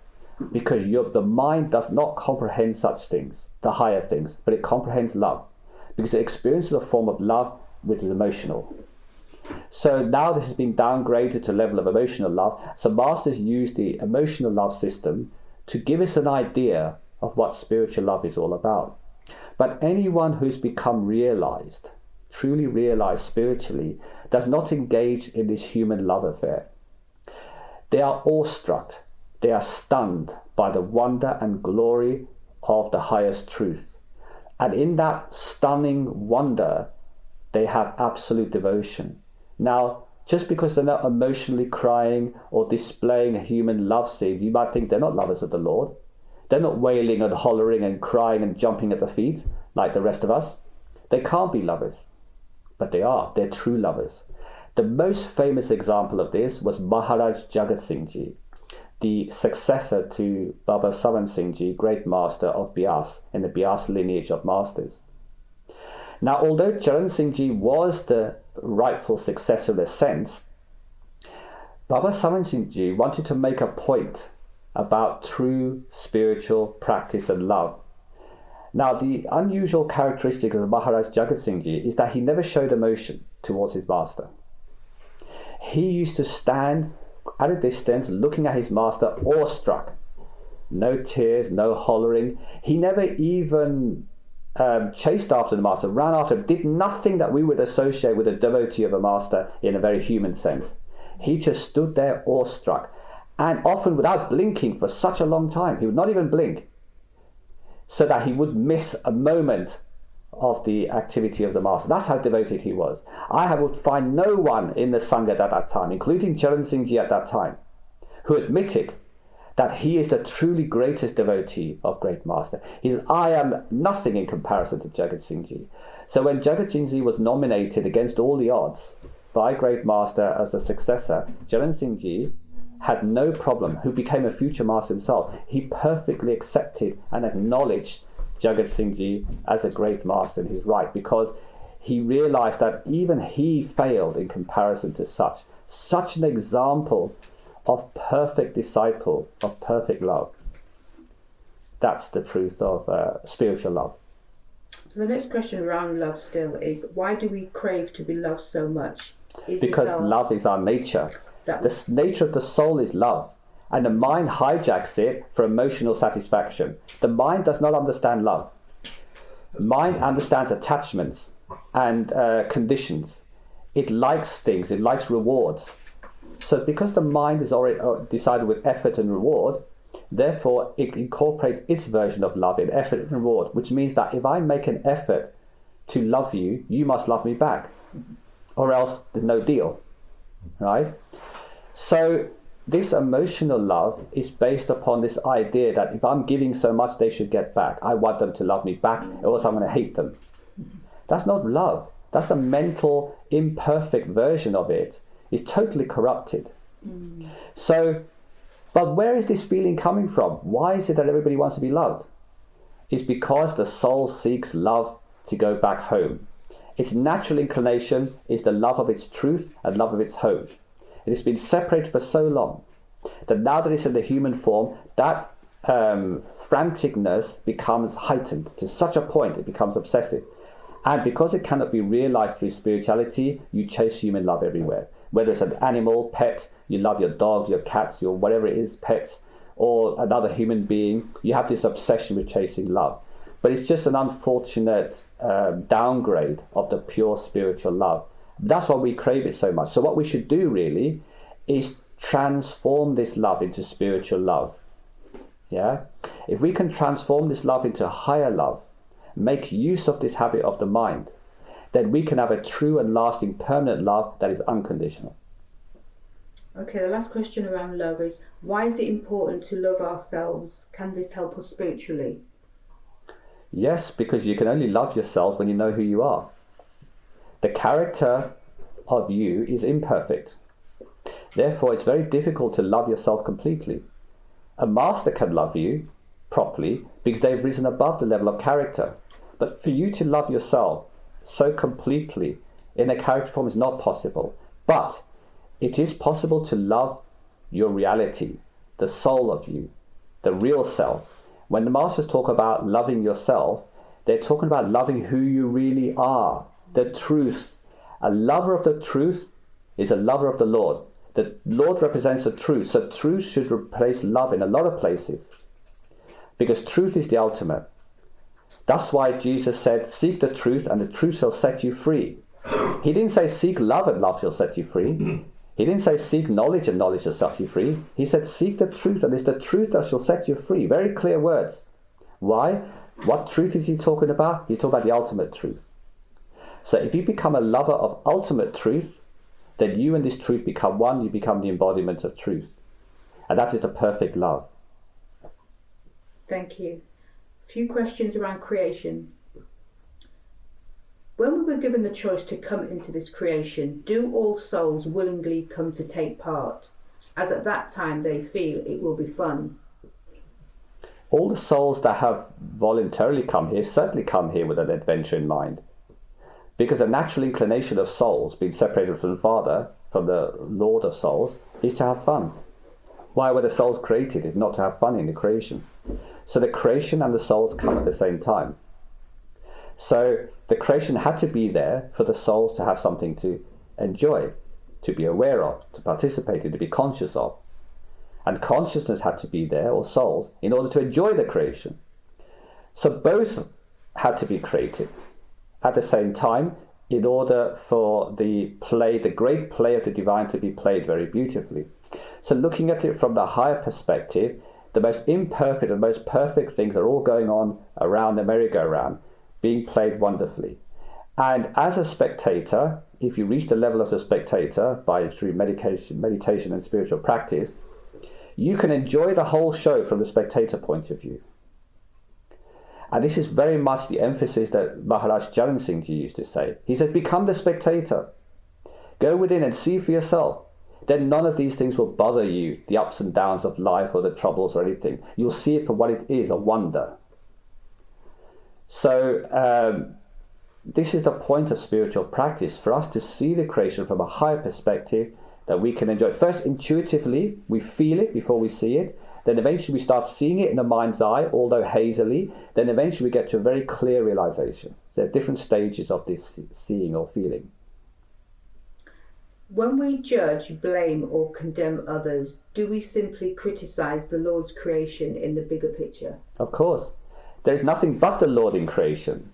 So therefore, a wise one would say, if I'm going to judge the creation, in any way condemn it or blame or otherwise criticize the creation, I'm criticizing the Lord itself. And therefore there's going to be a retribution. There's going to be a consequence. So saints do not criticize. Saints only forgive. They don't judge, they don't criticize, they don't condemn, they don't blame. They only forgive. Because they understand that this entire creation is being played as a grand play of the divine. And because of this, who is to blame? Who is guilty and who is innocent? If the scripts of everybody is written, then point to me who is guilty. To be guilty, they have to do something against the law, against the script. But if they're not, everybody's within the remit of the script that they've been given in life. Whether it's the antagonist or the protagonist, whether it's the goodie or the baddie, whoever you want to label it, the hero or the villain, they're all playing their part. Why not just enjoy the part for what it is, like a great movie, and get out? If you've had enough with this movie, go, leave. Practice spirituality, get out of here. And then you can enjoy it from a higher perspective, from the Lord's perspective, which is the object of spiritual practice. To get to the level of the Lord, that you can see it from the Lord's perspective and enjoy it all the more, having experienced it as a participant as well. Thank you. Okay, the last question regarding creation. Is there any benefit to finding out about our past lives through therapy? Will this help us appreciate our current life, or should we just deal with what's happening now as it is? Technically, you should just live for now. You shouldn't bother, because this can awaken a lot of difficulties for you. For example, let's say in most cases when people are married to their husband or the wife, they were bitter enemies in the past, and they've been married this time to make peace. If they suddenly discover that this one was their mortal enemy in the past, they'll change their attitude towards them. So it's not always good, or their children may be this or that. The children might be right villains or even some more great heroes. They would become more attached to these people or more obsessed by the figures in their current life. So it's always best to leave it alone. It's past. You can't bring the past back to the present, but you can ruin the present by involving the past in it. Thank you. Right, I've got 3 last questions. They're a bit random. Is there an average lifespan for our soul, or is it infinite? Well, there's no such thing as time in the realm of the soul, so the question is a bit difficult to answer. But yes, there is a lifespan, because ultimately when the creation is withdrawn up to the 9th level, there'll be no souls. All souls will be withdrawn. There'll be no lords. There'll be only the supreme Godhead, the origin of all origins, at the 9th level. And there won't be any creation, and there won't be any souls at all. Even the concept of the souls won't exist. So ultimately, yes, there is a name, but it's so vast that from any human perspective, we could say it's infinite. Yeah. They just use the word infinite because there's no number to describe the length of time. Okay, this relates to yourself. Okay. When will your second book or spiritual glossary be available for purchase? We're hoping to complete that this year. There's a lot of projects. The glossary or the spiritual book? Both. Okay. Both have been worked on at the same time here and there, and we're hoping to complete them both this year. I can't give you a specific time yet, because then there'll be certain expectations and certain things, and there'll be certain stages to go through. So let's say this year they will be completed. Okay, the last question. Can you talk about what the Illuminati is? Is it real? There are many ancient societies or fraternities that were set up. The Illuminati is one of them, which came from the Knights Templar, the Holy Knights Templar, which was set up in France, in which the Crusades are based. All these go back to the Crusade times. And there was a group of people who considered themselves to be a little bit more enlightened than others, and felt that they should be in control of things. In other words, they should be in control of the affairs of the world. And we're going back to medieval history now, quite a long time ago. And they did exist. But eventually they were disbanded in the 16th century, and they no longer exist. So they had their run for a while, and nothing came of it, just like the Knights Templars were eventually banished by the Bishop of Rome, the Pope, and they no longer exist because they were corrupt. So these organizations came and go. So today there are people who purport to be from the Illuminati because they read about their little few literature that exists, and they like to resurrect it. But it's not really the same thing. You have nothing to worry about the Illuminati in the present day. There are wannabes who are trying to resurrect it, but without knowing the full philosophy behind it, it's very difficult for them to, in the modern day, to really fulfill that. Because a lot of the stuff and rituals and everything were back in the day, which just don't apply today. So yes, they do exist, followers of the Illuminati, but they have no power or authority that people think they have controlling the world and they're governing all things. It's just mere fear of it. You can just create a concept and say, yes, this exists, and they're dominating the world. People love a good conspiracy theory because their life is boring. As if life wasn't trouble enough. Yeah. So when people make reference to the Illuminati, they're just making reference because of what they knew it was, or what historically is associated with. And today is very different. Okay. That is the last question. Has anyone? Right. Yes. Go ahead. Yeah. In some recent YouTube videos, Babaji is visiting some places, and where quite a few people are trying to touch his feet and that. Yes. And they're adamantly refusing to allow that he moves his feet away. That's right. Is this just master's humility, or is there something to gain by that? No. You see, the problem with having a physical being representing the embodiment of truth is that people want to worship the physical. Now, all masters are against the physical being worshipped. If anybody says that, come and I'll bless you and come and touch my feet, or I'll give you blessing, I'll touch you on the head and everything and so on, they're not a master. They're egotist. Masters are without ego, and they have no identification with the body other than the body being a vehicle, an instrument for them to give teaching and to help guide the initiates and initiate disciples. So Babaji, in line with this, doesn't want people to identify with his physical form as the master, because Guru is Shabad, Shabad is Guru, as it says in Gurbani. And he's always emphasizing that the real master is the Holy Spirit within. It's not the physical. It just takes on a physical body in order to carry the work in the physical plane, because you need a physical body. If you start touching the feet and worshipping the physical body, people are going to get so involved in this practice they won't meditate even. So in recognition of the way humans are, masters, or perfect living masters, absolutely discount this worship of touching feet or them touching them or any other form of contact in which the body is identified as significant. So that's why Babaji is very much against it, quite rightly so. And no saint, no perfect saint, no one who is truly realized would ever want anybody to worship the physical form that they represent, or to identify their teachings, everything solely with the physical, because it's not correct, it's not truth. The physical will perish, and if they identify with the physical, they'll perish too with the physical. Wherever your attachments are, that's where you go. If you attach yourself to the Holy Spirit within, you go to the Holy Spirit. If you attach yourself to the physical, You go with the physical, which is back to the dust. Anybody else? Yeah, go on. In Satgurus, one of his videos, he says that when you're initiated, the master's clone is placed inside you. Is this just a way of explaining something? Yes, it's a way of explaining. So there's no actual clone? Not as such. Remember, the master is a manifestation of your own soul in truth. All that happens is that once the soul is awakened out of its slumber, the form that awakened you, which is another part of you, remember, if everybody is your alter ego, if everybody is you in a different form, then the master is also you.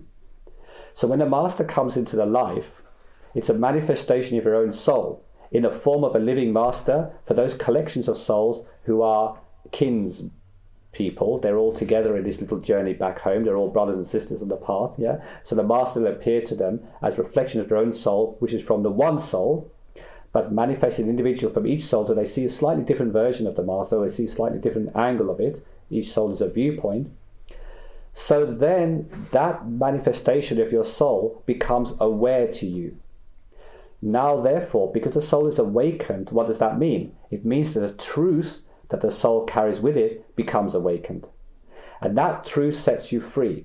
And what do we call this truth? The master. Why? Because the mind sees itself as a separate entity, an individual. In order for the mind to understand the concept of true spirituality, you have this thing called a master. Now, the master means that there's a separation. You have duality. You have the mind worshipping the master. And that's how it starts out. Eventually, though, you get to a point when you merge with the master. As your soul merges with the master. That's interesting. They talk about this in Satgurus, and people don't understand why this is significant. Why don't we just go straight to Satgurus? Why do we first merge with our master, and then this master you complex goes and merges with Satgurus? Why does self-realization exist before God realization? Why that way around? Why not go straight to God realization and then become self-realized? That's the human way of thinking. But no, there's a very particular reason for this. Because you are the originator of everything, actually, including the manifestation of the master within. So when the master says it closes, this is a way of explaining.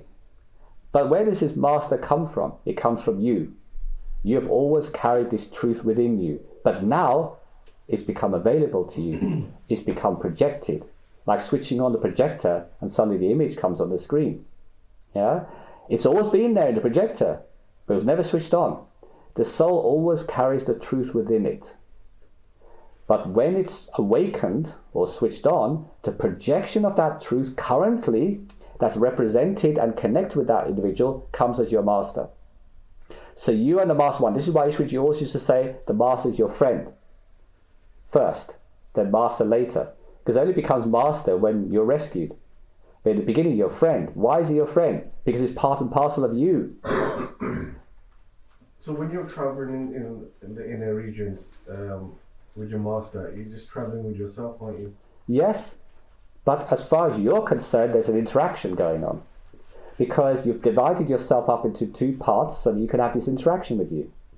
Because then it makes the whole thing more meaningful. This rediscovery of your true identity is the marvel of this all. You've been separated for so long away in illusory creation, and now suddenly you're becoming ever so realized, stage by stage. How wonderful is it to discover that? And it is exactly for that reason that you come into the creation. People think they've come to have fun in creation. Yeah, that's initially there, but there's more to it than that. It's the return journey home that is the special part of this whole show. You come in to be separated, you come in to become disillusioned, you come in to enjoy for a while until you get fed up, until you become so engrossed in the creation that you think you're actually part of it. Then the master comes along, which is nothing other than the own truth that you carried with you all along. Suddenly becomes awakened. The masters manifest for you physically in front of you and within. And you now become associated with that being. And they become your dearest and closest ally, friend, guide, master, whatever you want to call it. But when you get to the point, when you merge with your master within, then you realize that you and the master are one. The master is always your alter ego, your other representative. And then soon after that, you get to the point where you realize all other beings, all other souls in creation are part of you as well. There was never any separation in the first place. It was the whole thing was an illusion that you are separated. You are the one. You are the one. And at that point, you get God realization. So God realization means you realize you're the one, but separated into the many. So in Satgurus, you're at once the many and the one at the same time. You can switch any time between the two attentions. So the master that you're traveling with is the real you? Yes. The So true it's like, you. It's like, okay. That's why Master used to say, you're a co-traveler on this. I'm a co-traveler on this path. What does that mean? I'm co-traveling. That means two people traveling along together. So the only difficulty I have is like Babaji has millions of followers. Yes. And they all have the same version of themselves. They all have a different version of Babaji. Every one of them. Ask them individually what you describe the Master. They'll all describe something different. No two will be identical. Guaranteed. Everyone will have a slightly different take on what the Master is and what they see in front of them. Okay, just one last question on this illusion. When you say that this is all one. Yes. And you say this is all one and everything exists and it's just projected and it's Yes. all an illusion. Yes. So if I was to say, for example, like shut off in a room,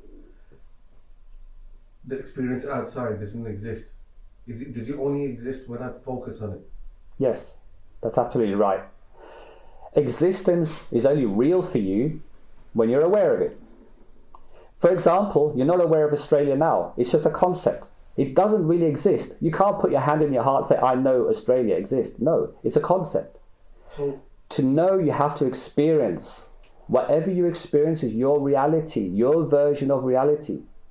Yeah, your experience. So for example, when you see the Master in front of you, what you see is your reality. Somebody sees something else. Another one sees something else in front of them, vaguely the same, because you are all karmically connected together. Like the group of souls initiated in a lifetime are all brothers and sisters. They've all been initiated by that Master at the same time because they're all connected from Satgurus as a wave of participants coming to the creation. So that in fact you're family. But you don't know them from that point of view. You know this particular life. But all of you are seeing the same form of the Master, whereas other people in the world do not see the Master, they don't even know he exists. So going back to the room example, so if I was to go into a room, shut off, my family doesn't exist. No. It only exists when I open the door. That's right. Reality only exists for you when you see it before you, when you're aware of it. If you're not aware of it, it no longer exists. Now, this is an interesting point that I can use to develop this further. Because if that is the case, as the Masters have said, then what is real? What is the only reality that you can be sure of in your life? You, the experiencer. If I shut off all the senses, you can't see, hear, touch, smell, sense anything around you. I can get rid of the entire creation around you, just like that. And if I can do it so easily, can it be real? No. That which is real, according to the dictionary, is that which remains no matter what. So what remains when I cut off all your senses? You. The proof that you are the only reality is that when you cut off from everything else, only you exist. You are the only thing you're certain of. Now, when you have that certainty of you exist, and you realize that you're projecting everything else, then you even realize that the Master is a projection of you. Because only you exist. So the projections you have, whether it's a Master or whether it's the creation itself, is projected from the soul. Yeah, but you shut off the physical senses. You shut off the physical illusion. Yeah. Then you have the inner illusion, don't you? Yes. And then you got to shut that off. Yes. Then you got to go further, shut That's that off. right. All the way to Satgurus. Yes. The process of elimination of external distractions or scattered attention is exactly that. That's why they say this is a withdrawal of attention, not a focus of attention. Because if you're focusing, then you have two parts, the focuser and the thing they're focusing upon. If you withdraw your attention, you're becoming one with the thing that you're withdrawing to. You're becoming that thing. You're becoming realized. You're becoming the soul. So as you become fully soul realized, you realize that the soul itself is the only reality and that everything else is false. And at each stage of your withdrawal, you're getting closer and closer to that high truth, that the soul is the only reality. Because at first you withdraw the senses from the physical. You still have the mind. The mind is still operating, but the mind only knows itself. That's the first level of realization. And that's where most people get to and stop. That once they realize that they're just thought, they're just mind, and that everything is projected from the mind, but it's all illusory from the mind, then yeah, that's karmic, and they realize, right, we've become mindful, we've become mind realized, and they think that's the end of it. And most religions take you there. But then, if you carry on this journey because you've met a perfect living master, keep on withdrawing the attention, not focusing the attention, withdrawing the attention away from the mind body, eventually get rid of the mind altogether. You see you're the soul, and for the first time you see that is really true me. There's no further reality than that. There is no searching, no seeking anymore, no nothing. You are fully aware. You see yourself in the soul realm infinitely in all directions, manifested everywhere. That is how the reality of the soul is. And then as you get closer to the origin of you, because then you have a problem, where did you come from? Now that you realize that you only exist, where is your origin though? Then you realize that actually you came from a source. And that origin is even greater you. So we call this greater you, or the oneness of you, as God realization. So therefore now all souls collect to the one. Just like when the ray of the sun all go back to the sun, it becomes one sun. But there are countless rays bathing the earth. Each ray can claim to be an identity, but they all come from the sun. So ultimately, if we are actually the master, we realize we're the master, do we realize we're the creator as well? Yes, but you have to get to that realization. There's a difference between saying it and realizing it. The whole point of spiritual practice is not a mental exercise. So it's a practical exercise of seeing this reality for yourself. So the more and more you go deeper on this path, the more and more you realize everything up until that point is pointless. Yes, that is why the saints used to sing songs in ecstasy, totally uncaring for their own personal welfare, even if they're being tortured. Everything in this physical just seems pointless. It's pointless from the point of view of ultimate reality. But when your karma dictates that you have to go there and do this, it's very pointful for you, it's very meaningful for you. But if you can do it in the Lord's will, like it doesn't matter, just go with the flow. That's why I say, practice this idea of what the saints live every day. You can do it for yourself just for a moment by practicing living in the Lord's will, letting go, just dealing with whatever comes your way, do it in the Lord's name, ask the Lord for help. You have to make a choice and just go with the flow, disregarding it but enjoyingly, marveling at it all. Rather than getting too involved with it, marvel at it all. Even when something goes right, something goes wrong, just marvel at it all. I just feel like when you do put some sincere effort, or your version of sincere effort into it, to this path, it seems you have a good run and then suddenly you have a wave of just, you get just pulled back. Yes, because this is all part of the script. Because when you're ready to leave the creation, you'll go. But imagine you're ready now. You have family to take care of, people who depend on you. You can't abandon all this. Can you ask to speed it up? So like I said, you can have accelerated karma if you dare. Ask if you dare. Why is the karma part so important? I don't get it. Because we are in the karmic realm. We follow the law. Like if I go to Russia, I have to follow Russian law. I'm on planet Earth, so there's planet Earth with all different kinds of systems. But I go to Russia. Why do I have to follow the Russian system? Why can't I just follow the British system in Russia? Sure. Because I'm in their land. Surely rules can be broken. Try. You can see, try. Yes, you can break the rules and then there's a consequence. The masters are full of that, describing the consequences of breaking the law. Thank you. Okay. Thank you, man. I think, are we ready for lunch now? Mm-hmm. Okay. So thank you all. So dehi paje har ki sev pajo gobind pul mat ja मानस जानम का ehi la